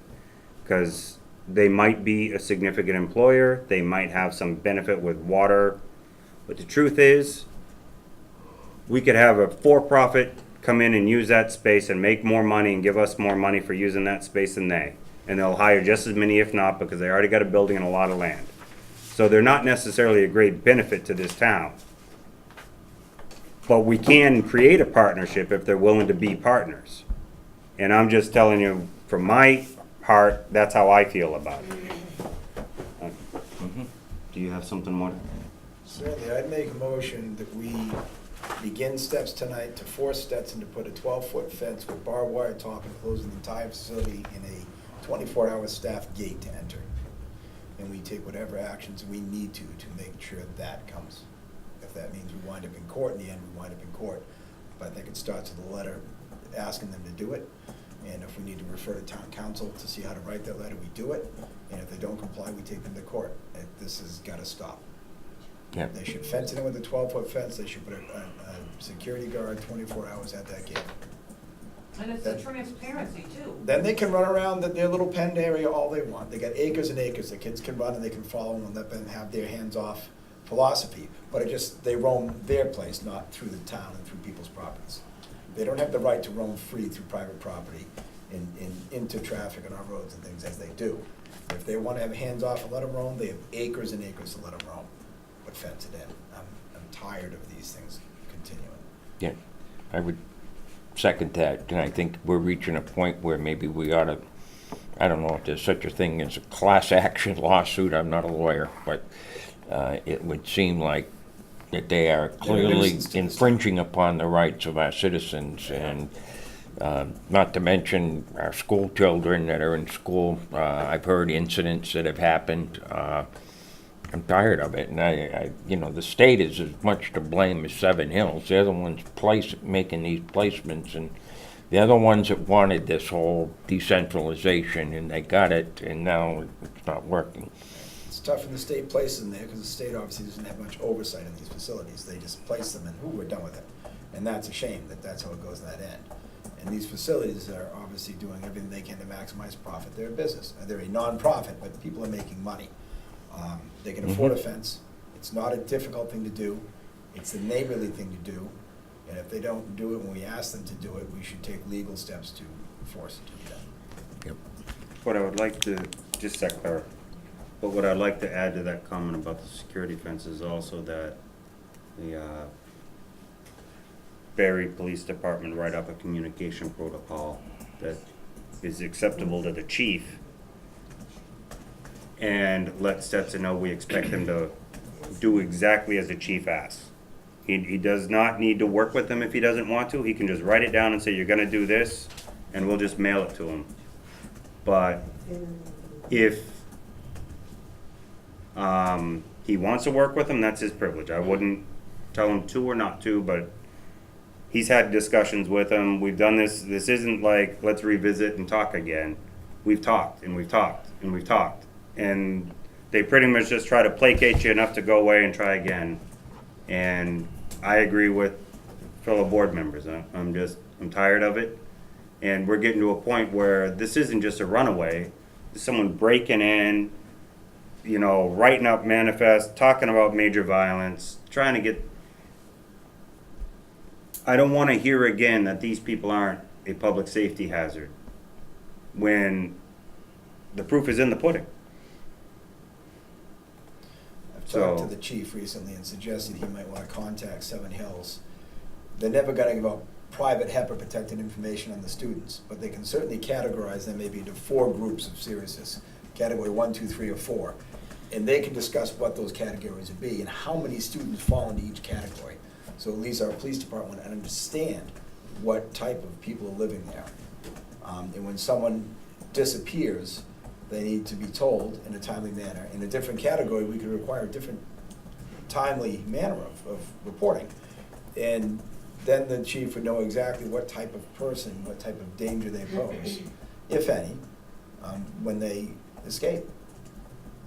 And even when they go to visits, if you have a medical call, what category is this? Category 2, 3, 4? What category patient we coming to?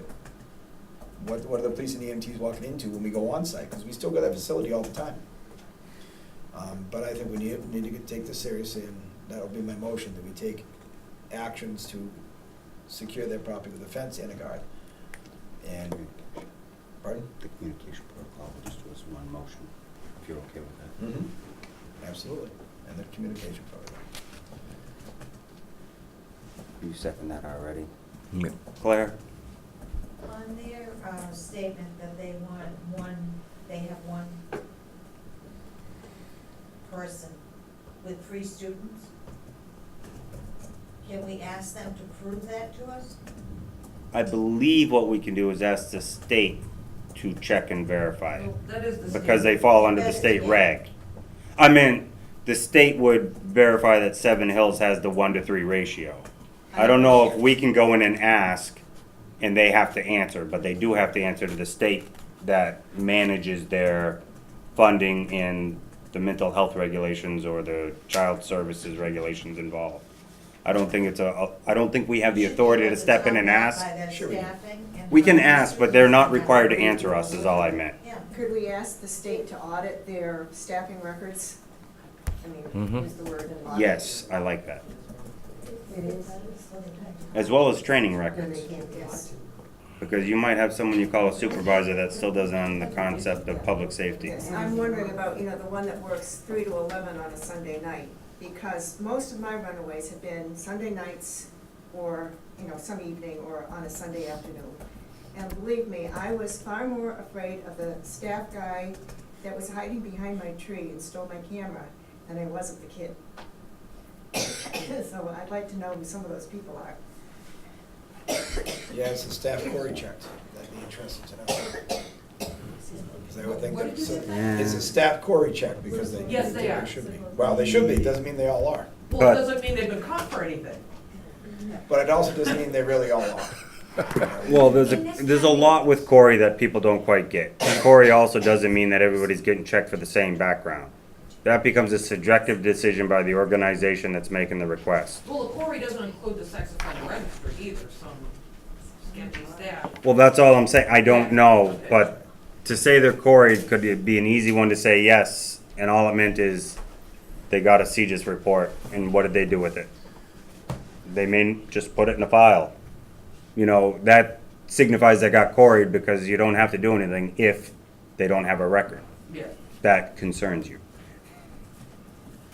Yes, sir. So just from the police department's perspective, the benefit also to having a fence around the property, it's not only for the students would be automatically trespassing once they cross that line. Staff would be subject to the same trespassing, the same Yes. laws of the Commonwealth Thank you. as far as trespassing as the students would. So that is one of the benefits that the police department sees in a fence as well. So it would apply to both staff and students. Thank you. And I just want to say too, that you can't forget that this time they left armed and dangerous because they had a baseball bat. I think that's Right. important to say that. That was reported, Yeah, but I'll clarify Was that that. the cut through? Right. No, Oh, they it did not wasn't. end up having, when they left the facility, it does not appear that they were armed. Oh, okay, all right. Well, We initially got a report in Hubbardston that they may have been armed, Yeah, but okay, all right, all when right, we all right. recovered them, they were not armed. Okay, I just wanted to. But their manifesto was pretty serious, to gain weapons, to evade police, to steal vehicles, to do Well, robbery. right, I mean, it has to be It was, serious. it was a pretty serious plan in court, they talk about, was it mens rea, the intent to commit a crime, and they clearly had the intent, and that's enough to convict. And they can pick up a baseball bat out of anybody's yard when they go by, or Or a crowbar, pitchfork. or a hammer, or something that somebody's left out. And they can drop it, so they could have been out at any time. But the important thing is to lay it out as I did in documents and plan it that well, that in itself is a crime, whether they followed through with all those things or not. The intent to commit that crime was clear and was there, and hopefully they get prosecuted accordingly. do you have anything to add?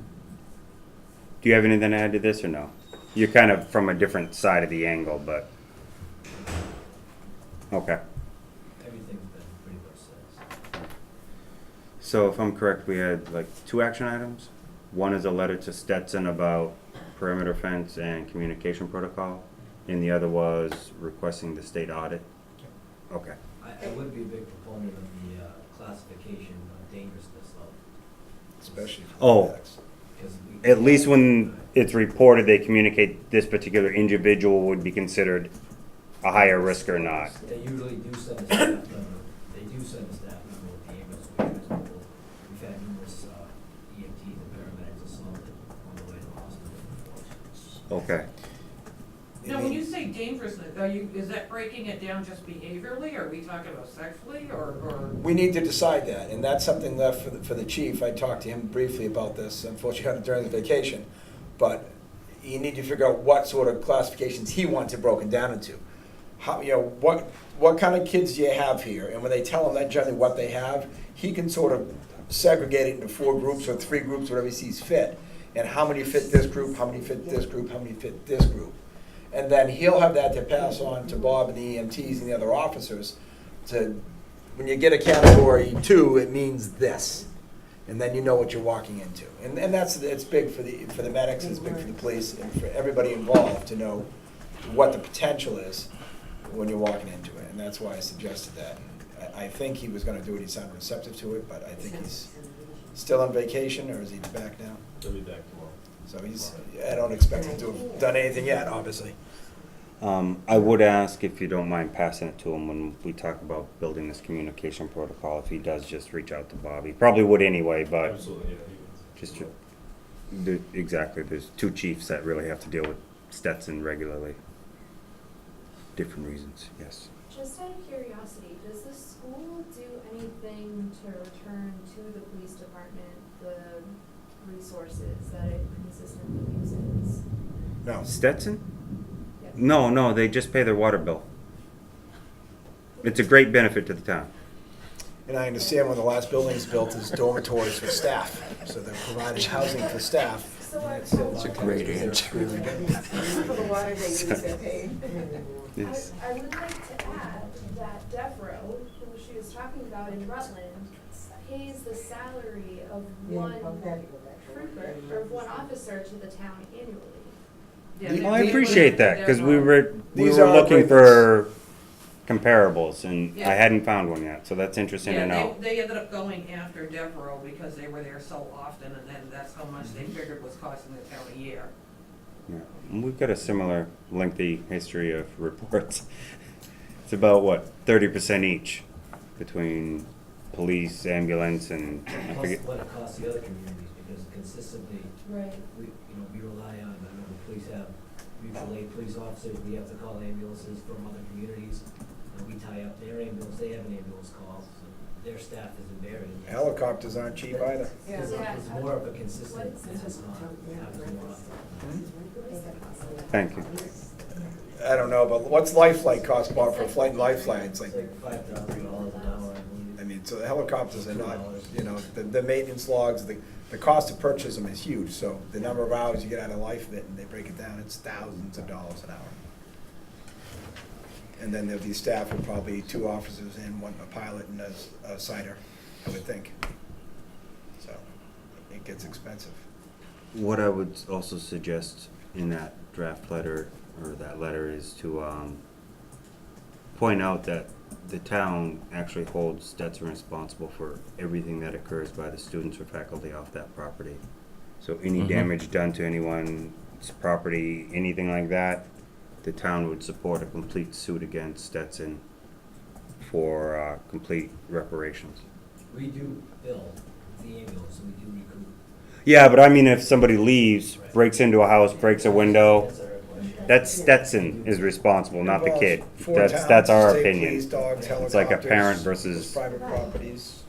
they're legal guardians technically of those children, so they're responsible for all the damage done. So basically, my motion is to pursue all these things as we discussed and authorize Andrew to take the steps he needs to write a letter and follow with attorney, and if need be, we will move to a lawsuit at a future date, but I'd like to make a motion to take these steps seriously and proceed until we have that place fenced in, or until a court tells us we can't, but I think we can. Please do, and if you could draft that and then send it to the board members independently, if we have any comments, we'll give you something, but I don't want to wait for another meeting before you would send something out. If you got a nice draft and we can move forward with it, let's You know, we can each send you a response separately, so it's not a group discussion. Okay, we got a vote. Call for a vote. Aye. Aye. Thank you very much for coming. Thank you. everyone for Truly coming in. This appreciate is- the input. Thank you as well. It's nice to hear from somebody that's worked there. That's a really good question. Do we have, where's the sign in? I don't think we have a Did second. everybody It seems like sign it's in? been making its way around, but Was everybody signed? Okay. thank you.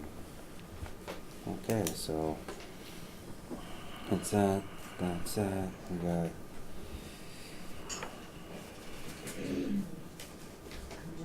Make sure I get this right. Okay, let's see if we can work with, the next item would be the fire department wage scale, if you're okay with that, Bob. Did I miss something? No, I was gonna have you do something really quick to get someone else out. I can wait. You wanna wait 2 seconds? Okay, Fred. And, do you wanna come up quick with the Barre Charitable Foundation? Okay. The hot seat. How exciting, but I have positive things this time. Okay. Of course. Thank you. It's all positive eventually. I Yes, hope. it is.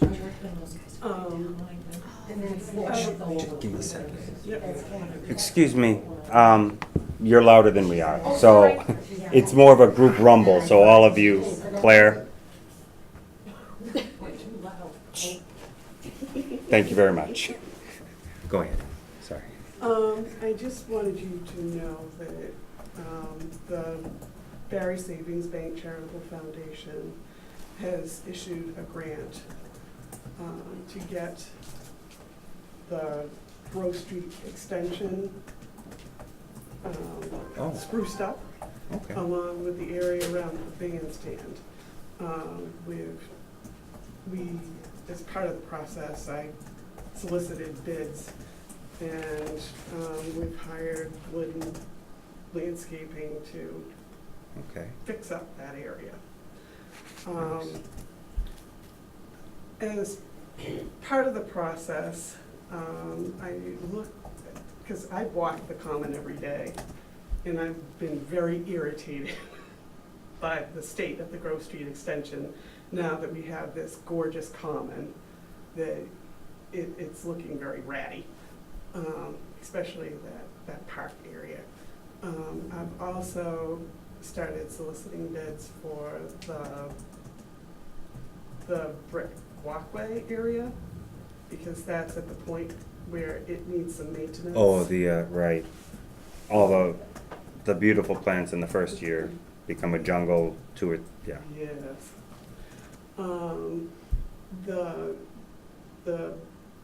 My fellow board mates do not want me to pursue getting other bids until we can garner support from the citizenry of the town of Barre to help maintain this area, because they're of the opinion of great will help get it back to a beautiful state, but they want somebody to take it over. I got you. Sort of sponsored. You'll dig out of the areas like hole. you see on highways and things, sponsored by a group, and they do their flowers or whatnot. Right, Yeah, right. don't we have some of those spots in town? I don't necessarily think that they're like signage saying that such and such group or person or business sponsors that, but Why don't we did- solicit that? well, we did put on Facebook like a post, because that came to our attention, Andrew and I's, when we were on the common one day, that it looked like it needed some weeding and upkeep, and I said, well, why don't we put something online and see if we can get a group or a business that will take care of it, weed it, and we can put a little sign up, like real estate sign that says, this sponsored by or maintained by or what have you, and that's when I heard from Ann, so it And- kinda, Well, I had been working on this. That's a good Yeah. thing for scouting too. We could reach out to the scouts in town. That's a good thing for them to work on. Boy Right. Scouts or Girl Scouts with the Little League might want to sponsor something and do something together. it's just something that's gonna have to happen annually though, Right. because every Right. spring it's gonna be Yeah. overgrown again if it's not taken care of. Or we could also put a day together in the spring and spruce up the common day and You're have speaking everyone come out and strictly of volunteer help. landscape maintenance? And on Grove Street Extension, some potential like landscape work, so it can then be maintained further, like it needs Correct. like maybe some new plants or like bushes, Well, or I don't know. It really needs to be weeded, a new layer of mulch, and some serious pruning. Kinda needs like a right now, rebuild. Which, that's what I got the grant for, but I wanna get the walkway maintained because it's starting to heave and buckle, and the pavers just Unfortunately, you're not up there enough. need, you know, to be resealed. Okay. So that's what I'm trying to work on. I was part of a group that used to go out there annually after it was put in, up until about the time that the whole common project started. We'd spend like 3 weekends and go and fix it up, but unfortunately, most of the group has either died or moved elsewhere, so we need somebody else to take it over, be it maybe the school. I know they have a horticultural type program, or at least they did at one point. Maybe they could do it in the spring, but somebody needs to. Well, the kids also need to get so many community help hours every year in school. It would be a great way for the kids to come give back to the town and do some of their hours, to get out there in the spring, because that's when they're looking for it. It's the end of the school year. Right. If they got hours to kill, I think that would be a great project for the school. And we could even ask them if they have, you know, kids that need hours, we could put a day on to spruce the common up and host the day and advertise for kids and for people to come donate their time and help. And that would be a good chance for any kids that want to pre-register with us and get their hours for school, they could get their help hours in. Yeah, maybe something for you guys to bring up at DPW, because it may require some support from that end, if you have students Right. up there, because And they could truck What- home the things we need and provide vehicles for What them. I would really like to ask is, rather than bring it up as, oh, maybe they can get their credit hours. Maybe they can, but what I'd like to ask the school is to implement it into a horticultural class, so they might get their credit hours, but they're kind of not given the choice of what hours they get. If they want to take this class, that's part of the class.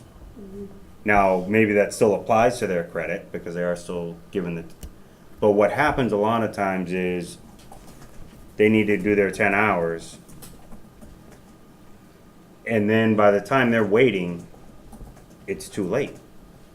Because they'd be asking 2 weeks ago to do it. Well, you needed it done 2 months ago, you know, to truly prep it for the season.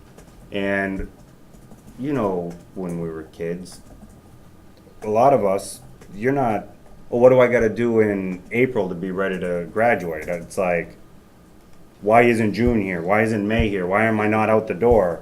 And so that 10 hours becomes something that you try to just squeeze in with a quick little park cleanup or a administrative thing you can kind of just do paperwork on, and it comes from so many places, because they can just help the school and get credit because the school is a community. So you're so challenged to get someone to want to do that part when you see if they want to do it.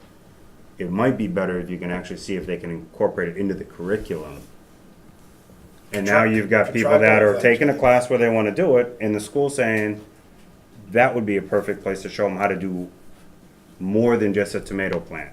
Like, this is how you take care of specialty plants, or this is what you would have to pay attention to on pavers, or what do you weed, what do you not weed. Some people like the grass and the whatever in the pavers, and some want it clear out and it's just rocks. I leave that to a professional, or my fiance. So I'm just suggesting that reach out, but I would also even ask that a little bit more, because then you get a little bit more of a Yes, commitment. we'll support you, and we'll support maintaining it, and we will find a way to make it work, is what I'm hearing.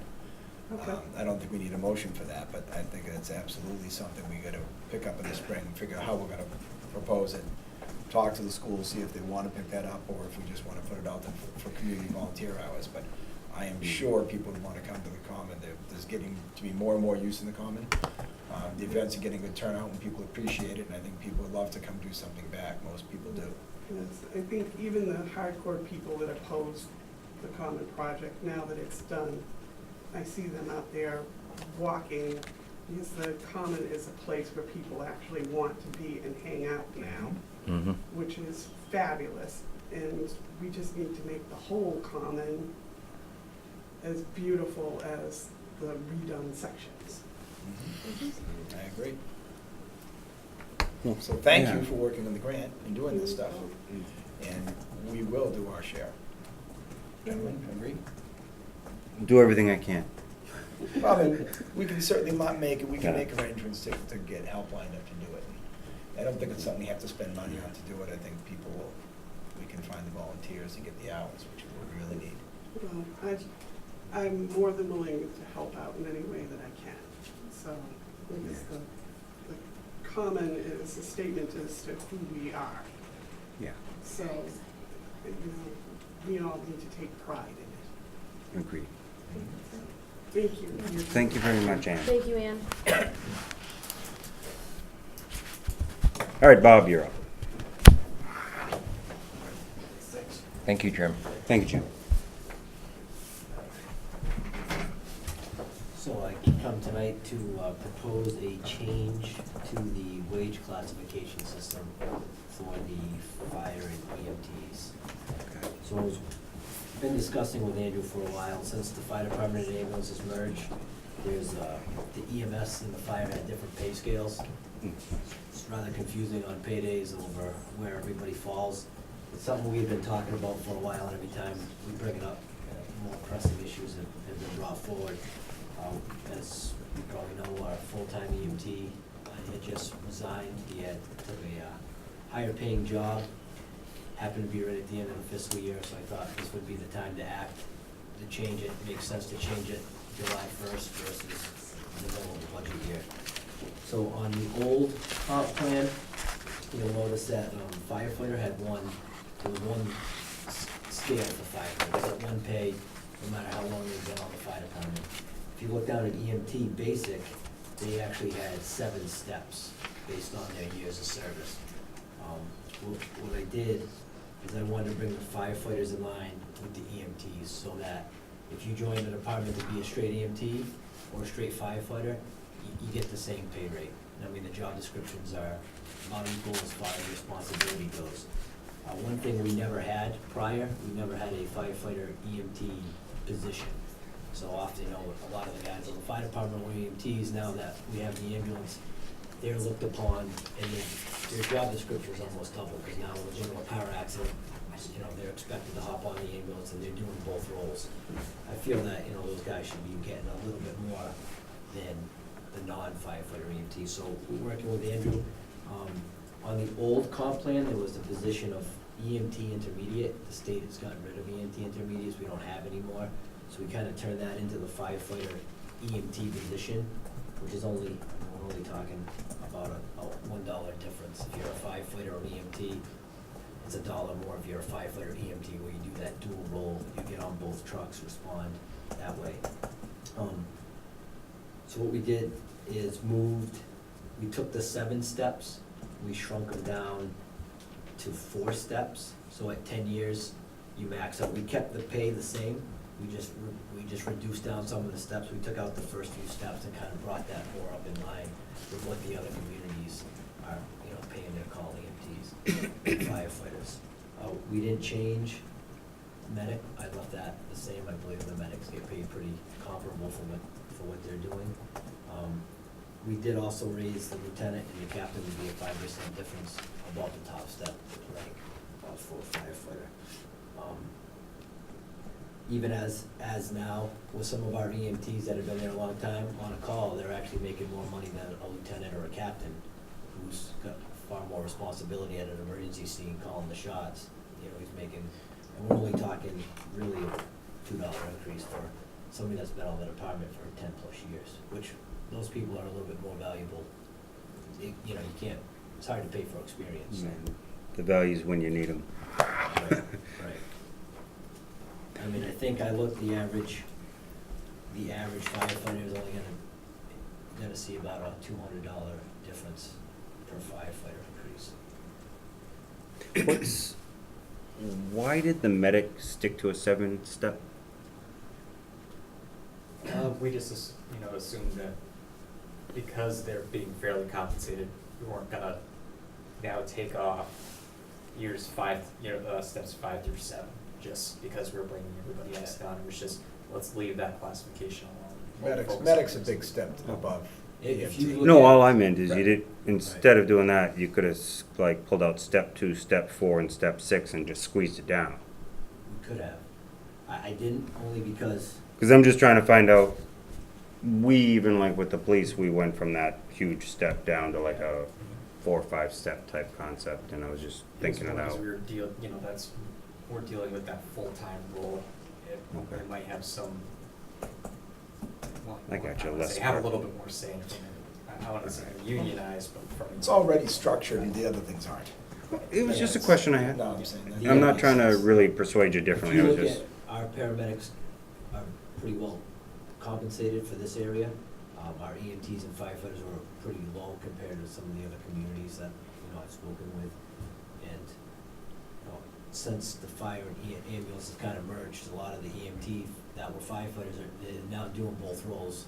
We're getting both ambulances out, where before we had a hard time recruiting people. So I think that also gives a little more incentive for the EMTs that just want to be EMTs. Maybe they'll look at wanting to be doing both roles, and some of the firefighters, that might be a little more incentive.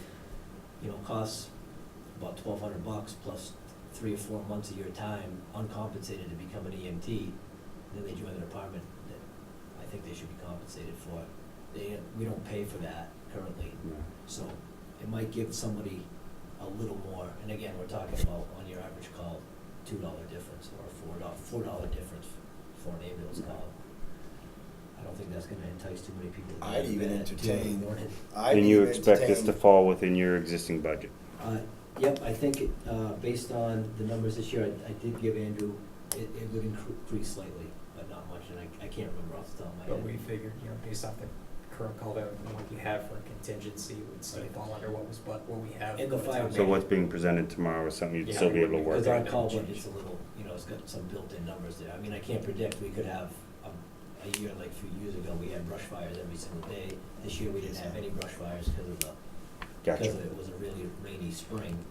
So I can't predict those, but in your average year, I think we're gonna cover the costs.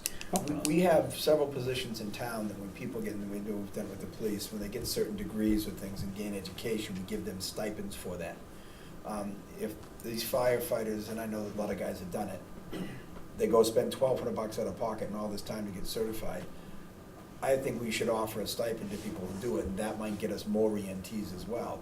Maybe give them $500 or $700 if they get their EMT license, not just pass a test. Once they're licensed, that would achieve a one-time stipend for them, and we might pick up more EMTs, as well as they'll get a little more pay. But right now, there's no incentive other than they've done it. And the same with a lot of the guys, Bob's got a lot of the guys now have gone to the fire academy and put a lot of hours in to get the 1-2 certified and trained by the state.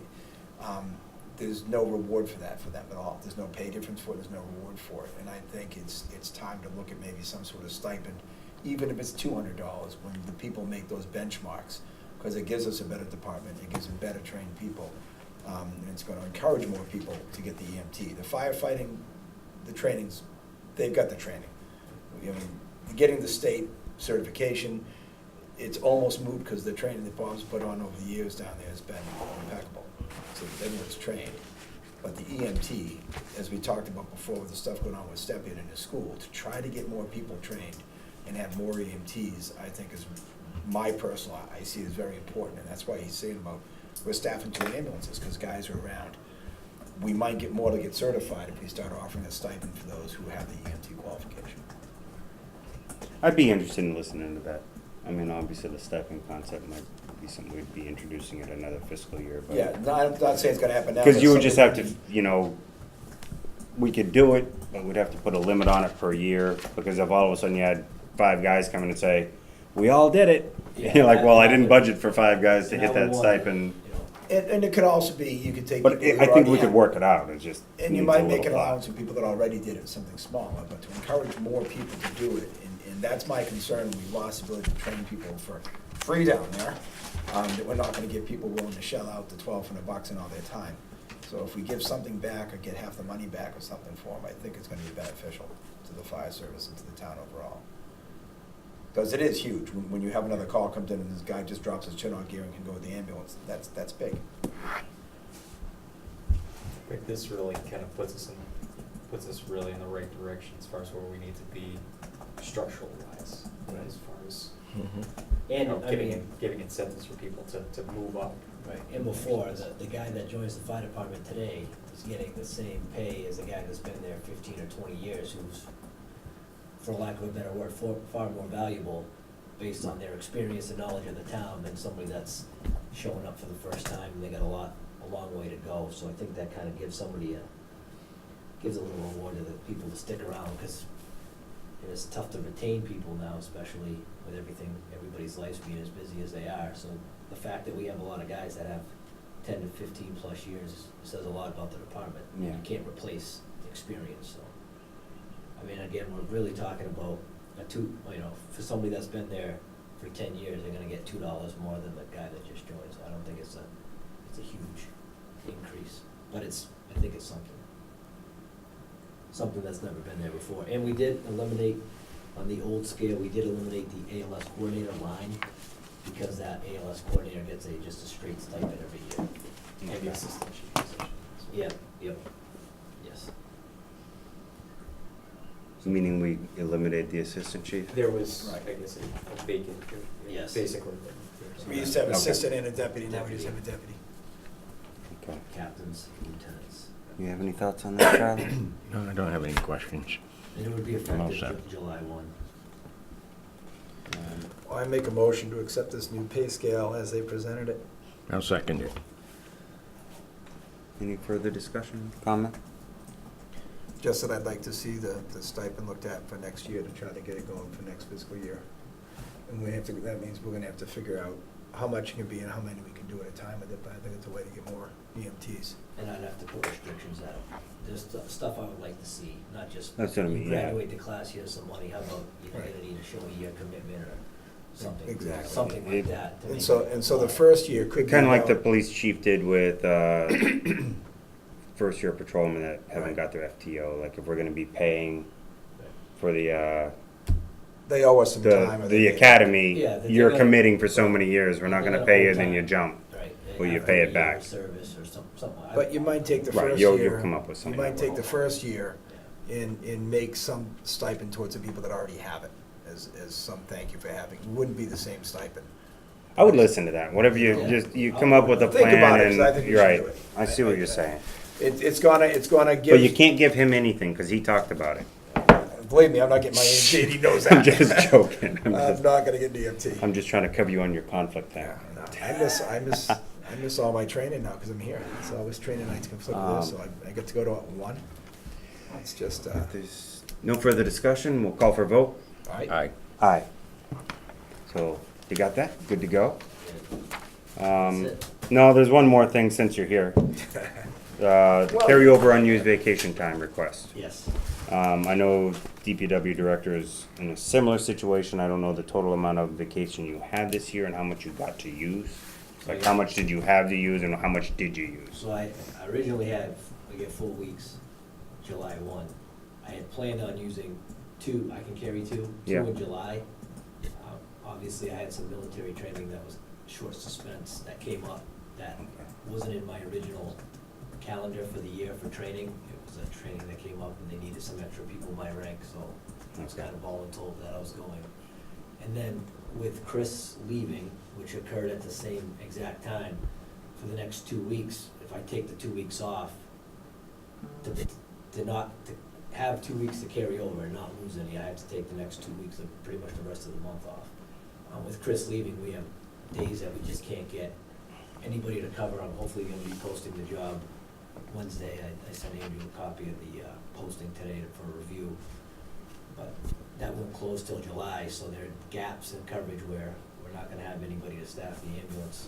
If I take the whole month off, I can plan to use a week between now and July 1st, so I just request that I can carry over an extra week due to the unforeseen circumstance of losing our full-time EMT. His original request was to be allowed to carry the 2, and he promised to use it by the end of July, and I'd like to entertain that because I want to keep the ambulance staffed as we're obligated to do legally. Quick question, because I haven't had a chance to review What's your contract say about vacation time and carryover? I have it right here, actually. 2 weeks. I pulled up his contract from before. All right, so it matches the personnel policy, which is you can carry 2 weeks. Sure, is that what it says? I don't know. I couldn't recall if it just referred to the personnel understand it policy or does. if it had a special language for yours or not. He has time to definitely take his time off, but I'd rather give him the month to use it and not lose the ambulance coverage, is my thought. Otherwise, Well, I'm I'm sure he can. similar thoughts. I have similar thoughts. He can take his 2 weeks. Yeah, it and says do it, but- 2 weeks. Okay. The same as the personal. And Alright. maybe we'd wanna talk about modifying the contract. And you're asking for 3, technically. Yeah, so I'm gonna use a week between now and the end of the month. I'll cover the days that we don't have coverage. I'll make sure that those get covered, and then I'll use that extra week, right after the first of the So you're year. carrying over 1 week. I'm gonna carry over 3 total. Three. 3 total, 1 extra. I have 2, I was gonna. Maybe carry we over make anyways. an amendment to the contract to say that on a 3-year contract term, you can ask for an exemption 1 time. And this would be it, so next year he's gonna, I would, Plan a little only more because ahead, I think sure. it's a similar issue that Jason's dealing with as a Right, 'cause we DPW lost the award. superintendent. And 2. Due to the loss of And- personnel, he's just got no time to take because he, and he could take it, but it puts us in a bad place. the one thing I wanted to say, and I wanted to make sure was kind of made to understand trying to avoid setting the precedent It's concept, extenuating circumstances. is it's strictly due to the timeliness of the lack of personnel, not just the lack of personnel or the personnel changeover.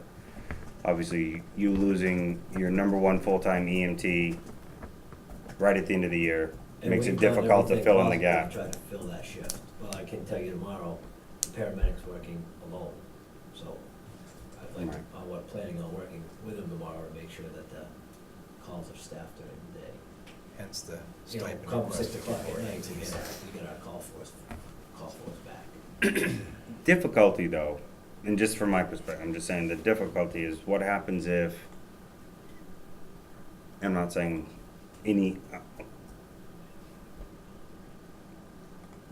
somebody from the sewer department says, yeah, well, we've been undermanned too. I couldn't take a day off. And so that's where it's like, I'm just playing devil's advocate because I expect that question to come someday. So how do you answer that question? And that's my question to the And we- table. and How we do you can- answer that We question? deal with that question when it actually comes, but as we said, the timeliness of the shortages, and let's face it, he can take his time and go right now. And then the ambulance isn't staffed. And I know personally, if I was gonna lose it, I'd take it. And then we could have issues for the town with our ambulance not being staffed, and I'd like to see it staffed, and I think there's a good reason, a good benefit to the town, to keep the staffing and allow him, especially when he's gonna promise to use them in a finite time. This isn't just carry over until he keeps it. If he doesn't use it by July 31st, it's gone, he loses them. Yeah, whatever. Is that acceptable? Could you fit it, you think, within the next month? Yeah, no, that was my. Okay, That's what he asked for Trust me, specifically. if I don't take a vacation this summer, my wife probably gonna tear me out also. Understood. Gee, I wonder what that's It would like. be, if she's already not happy with Okay. military leave, so. I mean, specific to his case, I would have no problem, rather than calling it carryover, extending this year's vacation 1 more month. In other words, that allows you to, like, you can do your carryover starting July 31st. You'll carry your 2 over. Alright. So if you don't use it by July 31st, so in other words, we're not saying you're carrying 3 weeks over, technically. I Changing know carryover date. accounting wise, it'll look like that, like in the books, the budgets, the fiscal year money and all that. But on paper, it's more of a request to extend your vacation year by 1 month. And I wouldn't be asking it if it wasn't for the fact that, Chris had left. He got his job offer, he did what was right for him at the time. So that's how I would suggest we word it. It's not So I'll make a motion revising that the we extend carryover Chief so much as Rogowski's- extending your vacation year. Extend Chief Rogowski's vacation year by 1 month for this year Yeah. only. And next year is back to normal. Seconded, do we want to do Jason as well? yes, but is that enough time for him? He's gonna be short staffed for quite a while. We might need to give him a little more time, but we'd have to extend it and make it clear it's this 1 year extension. You'll lose him at a certain point, but we might need to wait and talk to him and see how much time he needs. We can vote to extend it and pick a term to that later. I would prefer to extend it to the same date, and if he needs to, he can come back to us and request a further Okay. extension. So. Because I would like to him So to the do motion- the same thing. the Try motion to will- sneak it The motion will in. include the same for Jason Pimentel. Okay, I'll second. Any further discussion? I call for vote. Aye. Aye. Thank you very much. It will be done. Appreciate the Have a good commitment. night. Have a good night. Have a good one, Bob. We're getting close. All right, so boom, boom. Down to Spartan. Well, what I'd like to do, because a lot of this is administrative, but I would like to get into the Economic Development Committee charge item. I had asked this to be on there because we'd talked about it a little bit before with the Economic Development Planner that was Hardwick got for the regional group. Right. And then we got one for Economic Development Plan for the town of Barre. I thought it would be important for us to get an Economic Development Committee that would be working with both to help primarily be the voice of the town of Barre in both regards. I wanted to have a draft that would include some language that would identify them kind of as, again, they're a subcommittee to the Board of Selectmen. Town administrator will do a lot of the main go-between between them and us. But I would also like it to where whether it's once a month or at least once every 2 months, this committee meets the board at a meeting and explains the progress of either the plans they're working with so they can assist with updates on information they're getting from the general public on concepts of what they think we could do in the town to help improve our economic development. So it's not all just, part of it is also using this platform to let the town know what's going on. So it's not all just happening and everybody's like, I don't know what's going on. And then all of a sudden, we announce one day, here's the plan. And then we gotta deal with all the Backlash. Thank you. Backlash. So I just thought this would be a good one to where we can create a committee, whether it's 3 or 5, that really is involved with primarily developing recommendations, suggestions, not having much of authority to make major decisions on anything, but adds again, whoever we can get on here to help, adds more manpower to the town administrator's office and the Board of Selectmen to continue to get this thing moving. We've made a lot of progress with like the business community of Barre. They've really kind of grown and they kind of get their feet solid now. They're really building on something. Maybe when we look for members, we should talk to the Barre Business Association and see if some of the business members are interested in getting on that committee, because I think that's a great viewpoint for members, that they can work with our group and our grant money for what we can develop and what we're looking for. So I think it's a good idea to make the charge up to 5 people. Yeah. And perhaps we should solicit the business committee for help. I would also like to reach out to the planning board to see if they'd like to identify Absolutely. a person to kind of designate representing their interests in this, because it would be a bigger picture type. But I think it's important we ask for these, if we want planning board participation, it's important to ask them to have someone do it. It's important to ask the Barre businessmen to put some members in. Agreed. Because when we just farm it out there and say we need whatever, people don't necessarily know we've asked and they don't necessarily apply. So I think we need to reach out to at least those groups. And maybe back to some of the local banks. Maybe there's a board member of a bank that might want to get involved in that as well, because they could be tied up in loans, and there's an aspect to them too. If we're going to develop business and businesses want to grow locally, you seek local funds from your local bank. So it may be something that, there's a lot of ways to look at it. I think we get some 5 well-qualified members that can really make a difference in that. I would like to also in the draft somehow identify that, like when you're looking for qualities, or experience. I would love someone that's a member of the town, very familiar with grant processes, grant sources, to also see if they're willing to be interested. So that's more just put it in the description, because I don't know the person. Hey, go ask this person. That's been their livelihood.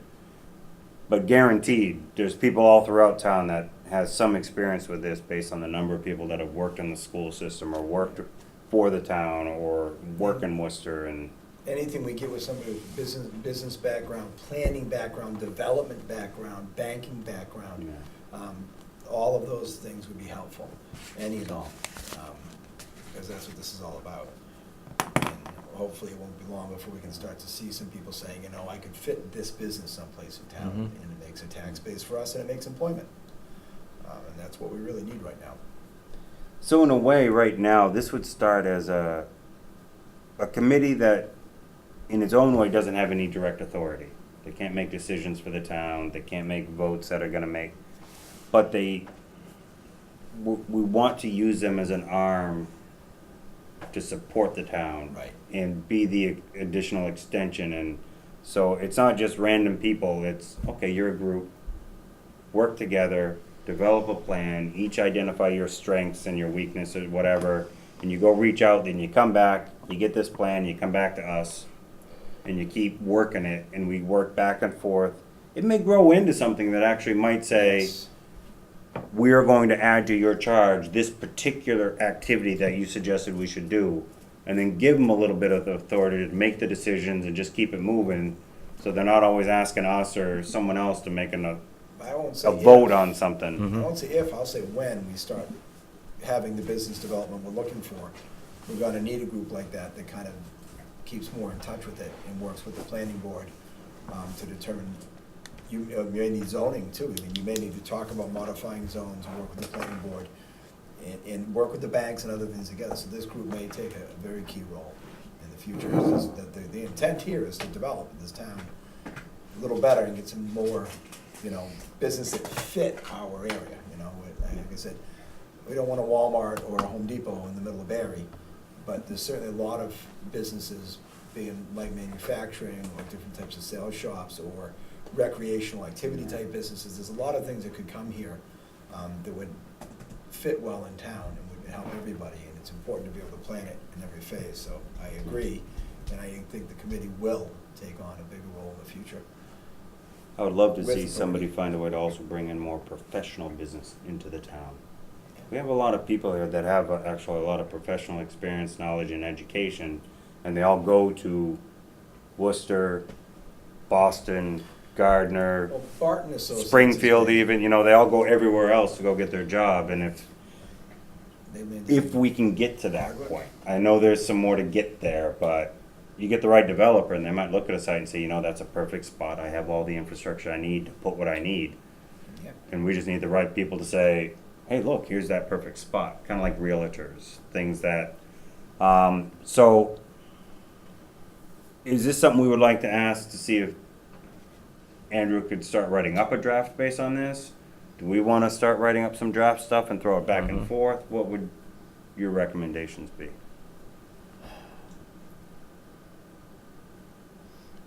Any and all that. I know nothing we have to move on now and do it, but I think we should start thinking about what we want. So we could all pen down ideas for what we'd like to see the charge read like, or if Andrew wants, not that he has anything else to do, he can always start penning something together, but I don't know if that's gonna be, realistic to dump on him on top of everything else right now. But we can put some ideas down and maybe talk about it at our next meeting again. We should have less to do after ATM. And we could, we usually cut the meetings back and slack off a bit, but that would give us some time to work on it and kick it around. Start to form it, and then maybe when we get more ideas, and then we can hand it to Andrew to piece it together at that point, more than throw it at him now. And I don't mind pulling off our general charge templates that we've used. Starting the draft with what I think, and then sending it to Andrew. You can do whatever you want with it, and then send it to all of us, however. That's fine, too. Maybe that'll just help get it started, because you got a lot going on right now. But we do have those 2 grants that are starting, I mean, Right, and we do want to get so charged. we want this as close to somewhat in place, so they're not catching up after we're already halfway through an economic development There's no plan. reason those can't get passed back and forth as updates and emails, and people can make suggested changes to Andrew, and he could modify and bump them out. So if you made a draft and got that to Andrew, we could make comments to him on it, which he could modify the draft. We can't go between each other, and so, Right. you know, we gotta be careful that, So if I write some, I'll send it to him, Him and if he only. distributes it, you He don't can know do- if it came from me or him. and when you respond, you have to be careful to make a separate note and don't respond in the group. And we can work that way with our ideas and let him put them together. And then at our next meeting, maybe we can bring it to a head and you know, get Yeah. a conclusion out of it that way. You okay with that? All right, then I'll start the draft process and get it to you, and you can volley it back and forth And as. then if amendments come, you get to have the fun of changing it and resubmitting to people and, Sounds good.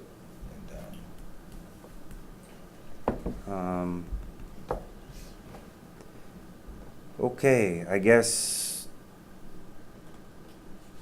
I can knock This- one of these things off real quick.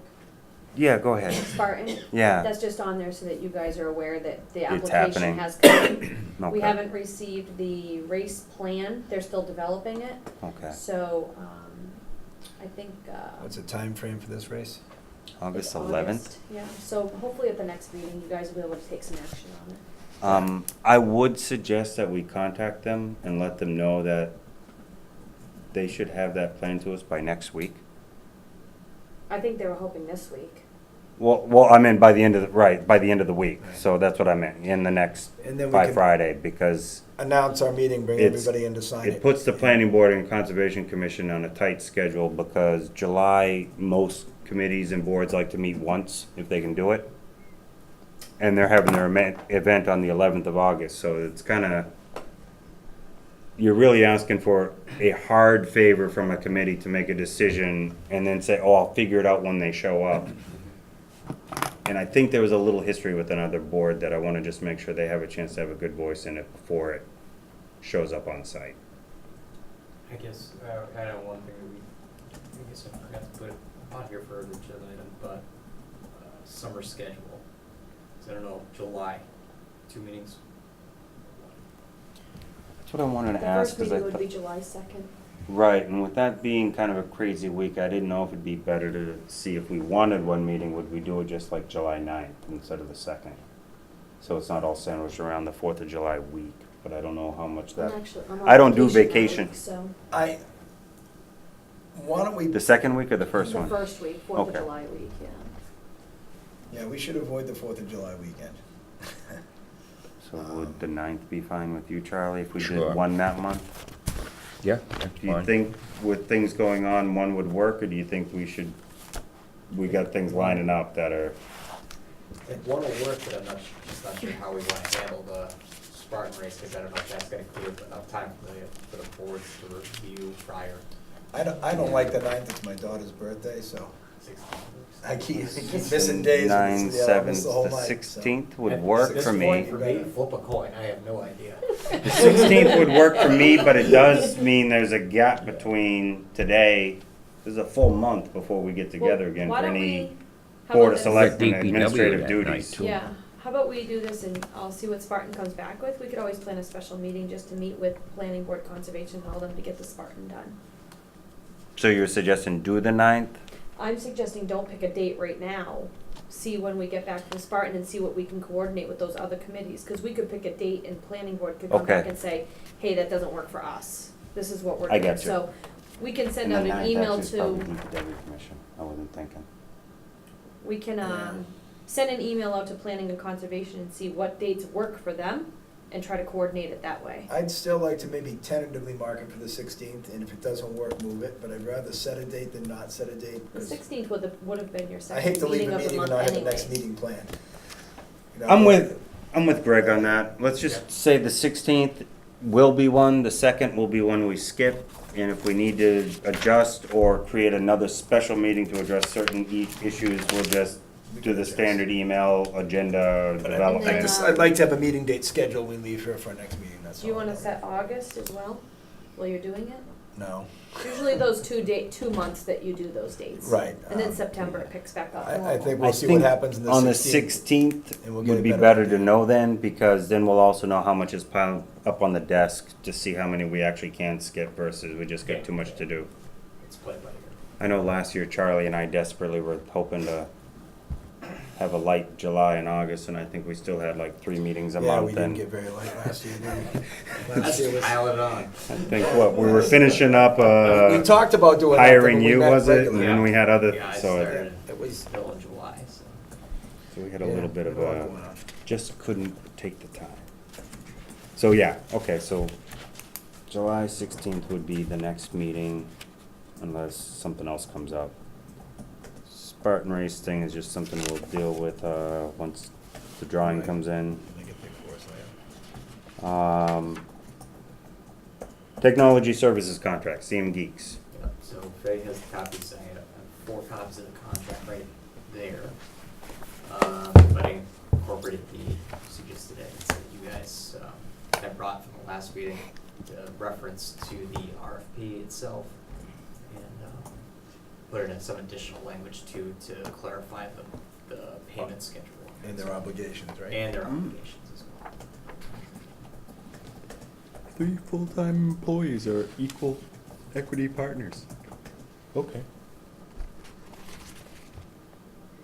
So this is just a final vote or just signature? Did we vote last time? Is that You what it was? voted to extend a contract offer, and you voted to accept the contract. Okay. So do you want to look at it? Do you want to just make the motion? What's your I'll thoughts? follow Andrew's recommendations. Well, Trustee made the changes he said he did, that's what he's hired for. Okay. And we If not, ask, he we'll catch it. does. We'll find it. No, it's- You're, yeah. So I'd make a motion, we accept the contract as it is. Second. I have already talked with our current IT provider, and they're willing to basically have, yeah, I sat down with them last week, went over that at the end of this month, at the end of the contract period, we'll be moving on with another IT vendor.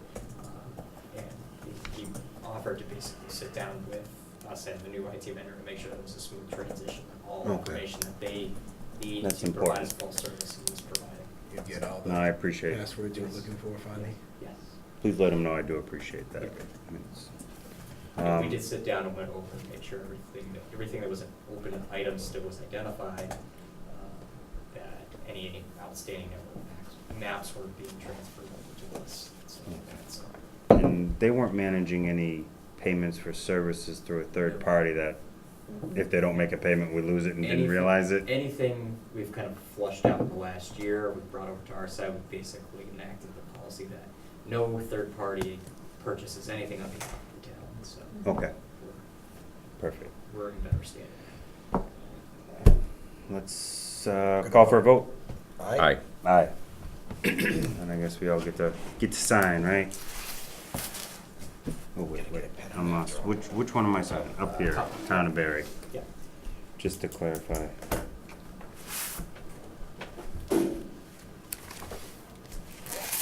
The next thing was, I believe, annual appointments. Thought we did those after town meeting, huh? No, they're effective July 1st, so. We did them probably after town meeting last year, Right. but it was probably just because of timing. Yeah, they may have technically lapsed a week or two before we got to it. Yeah. Just asking. My recollection's not that bad from one year to the next, so. No, exactly. It It's was not right a, around there, but, yeah. I see a couple of corrections. Yeah, you're right, so, double names. Capital? The ones I Page caught 2. were Capital, Yep. 3 names under CMRPC, they were all the same. I know, I don't know why it does this, but Same thing with Council on Aging. How'd you make out with hardware? Did you ever get a number back from them that what they could contribute, because you were So, asking for? I sent On that front, I had sent them, or I did a quick little analysis. Because I know it's gotta go to receivables, it's the general fund, it wouldn't matter for the meeting. Well, So yeah, I see a bunch of them on Who's here. Scott? I did a quick budgetary analysis. Not a member as far that's as on the what we list? have for a budget based No, off they of want their him to be appointed. usage of the. of the Doesn't It's a live in- nine-member committee. She had He don't something live in like Barre. 18% or something like that was the It was, use. yeah, it was. He can't be appointed. consistent Based on the year-to-date. He doesn't live in Barre? 4-month and the 6 No. month. I don't Neither know. does Bob Bentley. We didn't write the That's what she have to live in Barre on the 9/11 committee. But we did say as a 9-member. That came out to So if be- they would like it, they need to come in and request it and provide the support. I don't mind, but They did, I have I it. presented they that. came in here and talked They to did us? not come in Basically got here, but back there that was a- they Well, that's the had announced request. at Town meeting warrant that they were still gonna be going forward. Why would they, But we could meet. why does he need to be on the committee versus boards just further discuss the- participate? Read the middle one. The same number as the previous year, 75. Which we very clearly said no at our meeting, that wasn't acceptable, that we'd do more, and they agreed. So we'll have to see where that goes. That's not kosher, because we had that discussion months ago. If it falls on it, you're not following it. So, Well, they should. No, they need to come before and ask. They said they would take action. Well, that's my opinion. I can't speak for everybody here, but 9/11 committee was about the 9/11 disaster, not so much the war and terror. That was, That's why I talked about. now they want to redefine the charge after the fact because they, She was asking for a big increase. I think they're trying to create two committees out of because it. that's too big a jump. Yeah, because it's gonna be 2 projects. We didn't argue she was opposed to it, but that would allow us to use some of that They're towards only that, doing the some back project in on our the common. coffers, and that was the intent. well, that's, It's fair, it's just paying for that then share. come before the board and tell us what you want to do with your committee. I'm not going to read a little 2-sentence blurb in an email and so we could- nothing against anybody, if you're listening. we have to agree. But if that's what you want, you can sit here and explain why. Always pay them first. Both sides. As long as they whatever understand that division may still exist. Asking for it, and I think the board agreed it was the way to go. Just don't wanna drop it. Anyway, changes, did you have?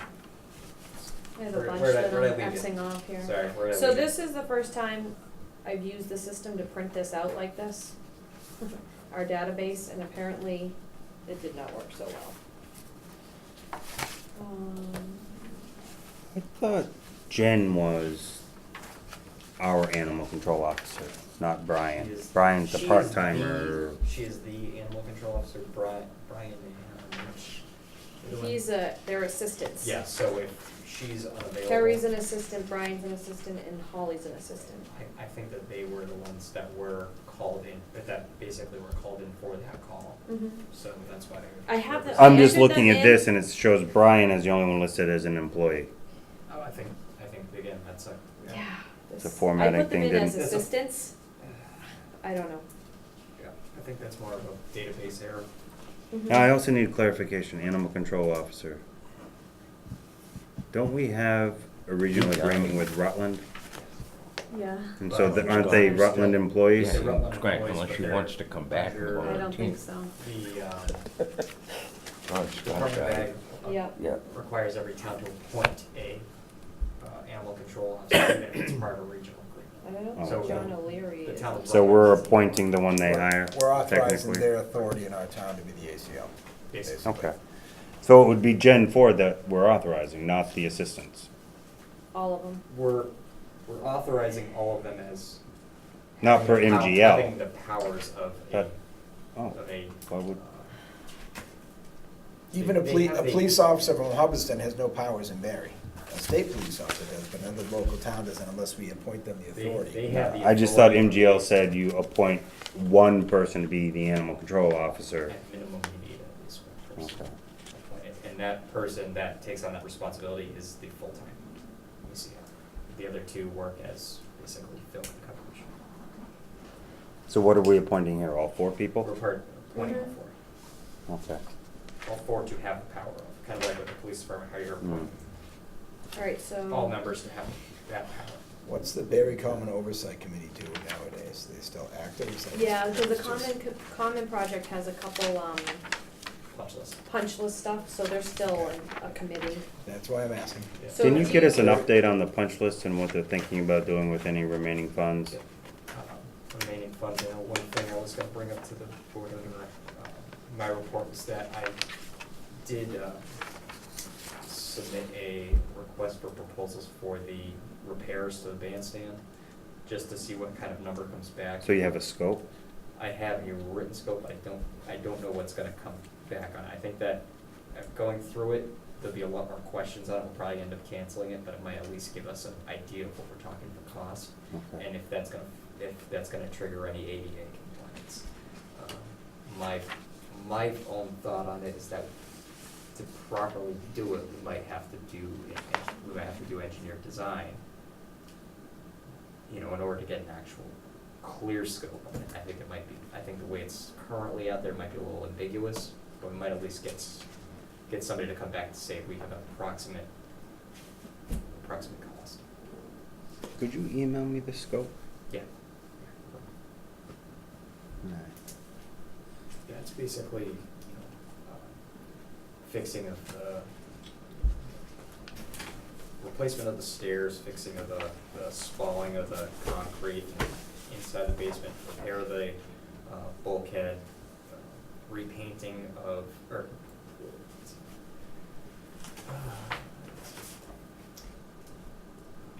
stripping and repainting of all the wood columns, repair of the lighting system, and repair of the audio system. It's basically what's written. So Okay. Gotcha. they might come back and say it's just too broad. I'm already anticipating that any contractor is going to look at it, is probably going to say it's too broad, but at least might be able to come on site and say, all right, well, this will cost you this will cost you this. Gotcha. Okay. So this list, this is not right. We You put wanna just 2009, we put 2019, and what it did is it grabbed people that are expiring next year. So that, it Alright. caught some of them, but it didn't, so we're gonna have to table this to get the correct list. Okay. You get what I'm saying? We thought it grabbed that list that we were working off of, it didn't. Cause there's a lot We're of. looking at everything as a one-year appointment. Right, yes, that's exactly what happened, so if you wanna table that, we can do that at the next meeting. Okay. Sorry. Let's table it then. So what if we make a motion to extend any expiring ones till our next meeting when we can reappoint? I want to To update that officially to cover the fact no that dated they're completely. delayed for Yeah. 2 weeks. I mean, you can, Yeah. but then you'd have to enter it in the computer for just a short period of time if that's what you wanna do. Update that with Um, Paul and Chris and whoever Yeah, else is that's on why it. we're looking at, Yeah, it's not right. Yeah, this is- It grabbed a bunch of inactive Yeah, I don't know people if we have too. to enter, if we want to extend the, Okay. We What never system had is to, this in? so- Is this Yeah. a separate software thing, or is it It's a just a spreadsheet? database. Okay. we'll just table Like an it. access It's a ta- thing? Yes, Okay. Just table it. and I've never liked Means it. if you didn't build it, you don't know how it works. At least that's how We got I feel minutes, about I right? it. paid We're allowed to someone to have manage this and it's not managed well. Yeah. Oh. committee appointments. We got some minutes. Until the next. Oh, yes, thank you. Thank you, Charlie. Okay. Motion to approve the minutes from June 4th. Second. Any comments? Call for vote. Aye. Aye. Are they here for me to sign or no? Yep, in my file, hold Alright, on. Annual appointments table. Back up. Here, is it- Selectmen's reports, town administrator reports. We'll start with anything you have to report on, Greg. No. Charlie? Nope. I'll bring up just a little experience this weekend with the business community of Barre and the event they had on the Common. Appreciated the help with Charlie. We sat at a table for a little bit trying to encourage people to fill in some of the open vacancies on some of the committees. Had a couple people seem interested. I hope it goes beyond just a little talk at the table, but it was a good start. Sounded rowdy up there a few times. I can hear It was pretty well. fun though. Yeah, It was, no, you know, it it's wasn't, good. yeah, it actually was pretty busy. I thought for the event, I actually felt it went well. I mean, it went from noon to 6, and it actually was pretty busy noon to 5 the whole time. And then the last hour, you got the normal, most everybody's packed up. You got about 3 tables left, but I thought it was good, and I thought it was a real good building block to maybe do it Really another wanted year. to get up, but I was literally tied up all day. I thought someone would take me a couple hours, and there was like people over there with me, and it was the whole day until 6 o'clock at night. No, I Frustrating, I understand. couldn't get up to it. I could hear it all going on, like, I wanna go see how good this is. It sounded great. It was good. They did a good job. They kind of, kids stuff at one end, the adult kind of sectioned off of the 21 and over drinking area was at the other end. And in the middle were all the vendors and the farmer's market and all the other. I thought it was good. They thought they might, either it'll grow or they'll might bring a couple things. There was some talks about could we improve. But I really liked it. I thought it went well. Good. The day was beautiful, so you couldn't complain about the weather. Day. So I just wanted to make a point of, it was another good activity. It was another good activity that either was sponsored by or assisted or coordinated by our business community of Barre. They manned the whole thing through them and the vendors. They funded the whole thing. So it was just a nice thing. So I just wanted to make a point that the business community of Barre is continuing to play a role in the community that looks at the whole community, not just themselves. So, and then later in the evening, I had the privilege, for the first time I ever went to the Band of Voices at Town Hall. I liked it. It was nice. It was something for, you know, outside of a little piano in a couple moments, it was almost all, you know, just a cappella type, choir type sound, but they sing very well for, you know, I liked it. And then they had the new piano that was donated. And so they played on that, and they had the people there that had donated it. So for those that aren't aware that might be watching the meeting, I just wanted to let them know that that's a nice opportunity. They just accept little donations if you can give it, so it's good family experience. So that was my little selectmen's report, was just, you got a lot of nice things the town does, and you can participate and find a lot of good, happy things to do without having to go spend a lot of money. Do you have anything on the town administrator's report? The only thing I wanted to add was that Faye has tendered her resignation effective July 13th, so. Move up that meeting to July 12th. Okay. Not gonna let you get away that quick. So actually, Not that I'm trying easy. to push it out. Perhaps we should also, in that note, discuss, well, it's kind of short, discuss advertising, obviously, but we could talk about that and figure out what exactly we're gonna do. Yeah, I mean, I still. How many hours you really need, if you want to go back to as many hours, or someone with less hours, or a different scope. And that's gonna be more, I think, up to you for what. I haven't really had a chance to really put down on paper. I haven't really had a lot of time to process how we're gonna go forward with it, but I at least wanna let you guys know. But since, you know, our next meeting isn't gonna be for a little bit, I'm gonna move forward with trying to basically solicit the position. So, Okay. I'd like to try to have somebody at least in line and ready to go before Faye leaves. I would support you advertising before she leaves. And if you're lucky, you might even get someone in that you decide that she might get a day with. Say, this is what I did. Yeah. I do want to take the time, though, to say that I do appreciate what you do. Mhm. I'll be honest. We've had our moments. We both are kind of stubborn about what we believe in and stand for, and I'm okay with that. But we've bumped heads, but we've also been able to come back and just be professional again, and I really appreciate you being able to do that with me. Yeah. And I appreciate what you did, especially last year leading up to the budget, and the support and the ability to fill in all the gaps that we needed to get that done. So you deserve it, so I wanted to say it. Thank you. I did tell Andrew that although July 13th will be like my last in-office day, I don't plan on just, you know, leaving Barre high and dry. If there's some overlap time that needs to happen, I plan to make sure that that happens. Okay.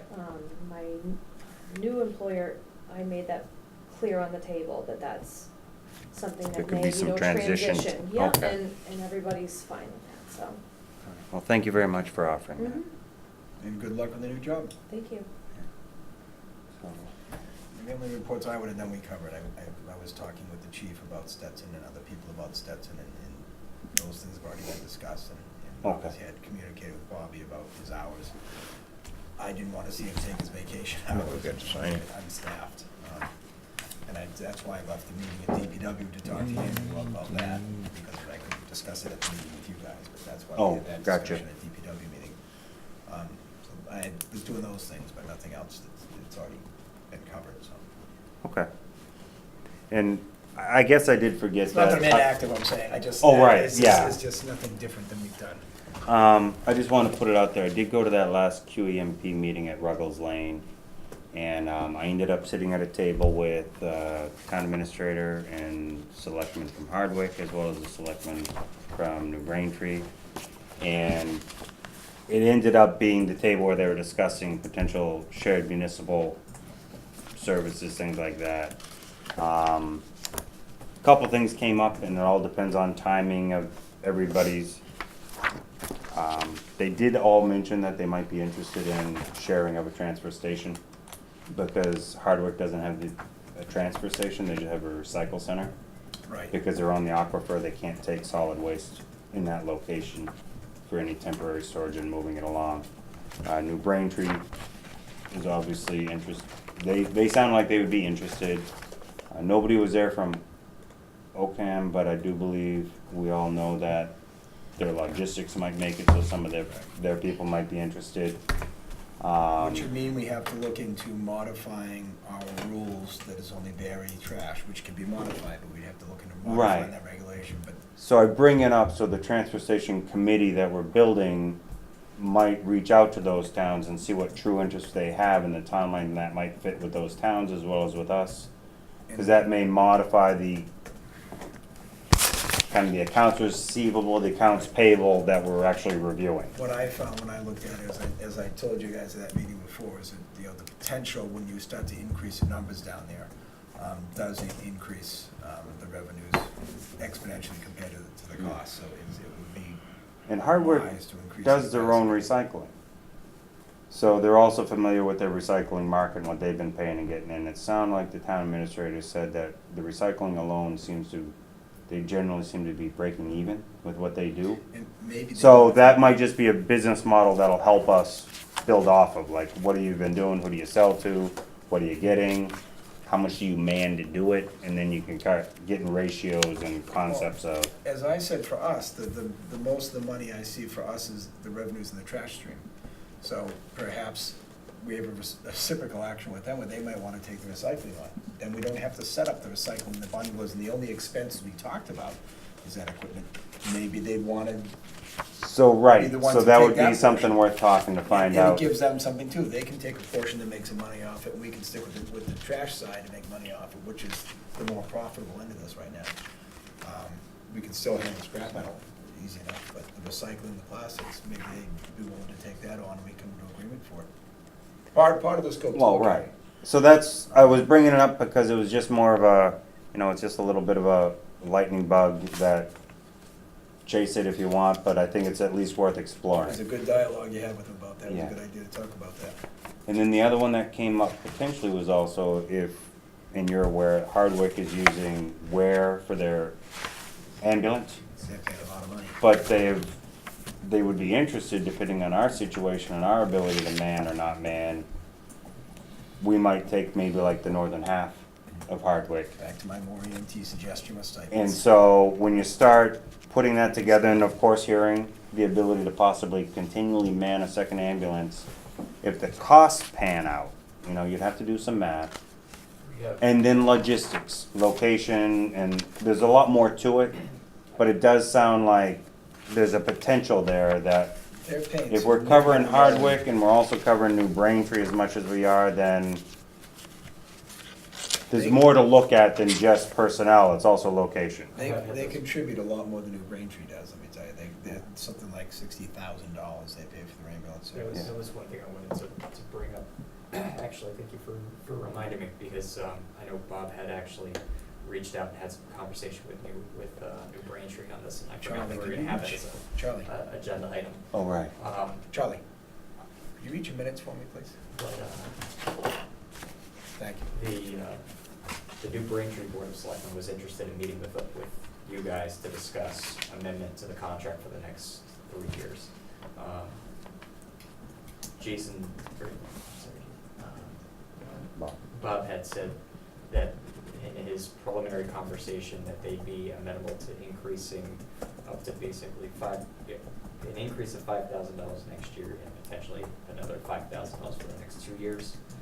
But that's a conversation that the two boards would have to. I got you, okay. So, but the second, years 2 and 3 of that contract, if they were amenable to that, would be that same $20 per resident assessment that Hardwick is being assessed by Ware in their current contract, so it would almost mirror. Okay, gotcha. And that becomes Yes. better for the fire department. Still the idea is to recover your costs and make a small profit, hopefully, by the end of all your runs. You're trying to set a model up that you're making some money off the ambulance, but you sure don't make much as it charges because of the expenses. Getting that capital in up front is what makes it work. I don't know if you guys want to wait until the next fiscal year to start those conversations, or if you want to throw in a couple, see if I can't catch a couple of dates in July that might work for them. July 16th. See Try if that works. one, see if it fits. Okay. But let them know we may have to shift that date. Okay. But just, because we had already talked about maybe Tentatively, shifting that date, but, Yeah, that would be good. because it wouldn't hurt to get the conversation started. Right. And these, I hope you guys understand, we're making some real headway towards finding revenues for the town, and this is, I think, an important objective of ours, and we're finding, as small as they are here and there, it's positive steps. And hopefully when you get this business plan development coming in, that will help, and we'll get more. But every little piece we get back is something more we can get for the town, is some way to improve it. I'm satisfied to see the steps we're making. I think we're going in that direction. So, One last thing that just came to mind. Bob's contract is up in 2 weeks, correct? Yeah. Another year, isn't it? 19. He's a 3-year contract, right? Yeah, this is year He was 2. hired before I won my election. Let me look, hold on. I Which- just had it up. It's only been a So year. it was sometime in July. This Because is- I got Before- elected in This is- August this and is he year was 2. already hired when that started. This is year 2. Yeah, he has one more year. Does You would he have have to another full open- year? You would have to open it up in December. Okay, it came It to would mind, come so you're this right, year. okay. Right, because I didn't come in on the first year of Right. the selectmen's If we intend- term that I took over. if I we came intend in to halfway modify- through, I like a think year and a the half in. Police chief too, right? If we intend to modify the contract, we have to open negotiations 6 months, I think, prior to the contract ending. Not even if you intend on modifying, you have to open it up to 6 months renew. prior, you have to tell them if you're not gonna renew, I think is the word. And then Yes. after that, Or you can change. just schedule Correct. negotiating. It's a 6 months, no matter what you're doing, And then I think basically. correctly after that, we got a year to do the police chief. Police chief, I think is. Fire chief is through 17 through 19, police chief is 17 through 19, So it's the same same time. thing. Different time of year though. No. Because I didn't hire the fire No. chief. No, If it they had doesn't to matter, end- the fiscal year goes in July. No, they had to Yeah. end on the same time. Oh, we did? Oh, right, we He did the really police did like a chief 2.5 like 6 months year. short or something, like we made it, you're right. He had a 2.5-year contract, Okay. not 3. And what did we agree with on deputy chief? Who's, We haven't agreed to anything. We haven't. no, I mean, did we agree that you might help? Is that what it was? Yeah, The we're meeting- negotiating and then, We have a okay, negotiation session. Thank you, I was scheduled Yeah, we're for meeting Wednesday morning. Wednesday. thank you. I thought we talked about Yeah, it, why but then I was don't like, you I'm hand that not down? supposed to do something, right? Andrew, that's that article I was telling you about with OCAM and their, Well, we're talking to selectmen reports. Did anybody go to their CPC's night at Stone Cow? Yes, I did. Any I discussion to was share there. about that? I'm just curious because obviously I wasn't going. Honestly, seemed like they were saying the same thing. They were just trying to give people a chance to hear it again, it sounded like. I didn't hear Just anything help them different. understand it. Okay. Yeah, Yeah. and they didn't really get into a lot. They kind of just explained their position.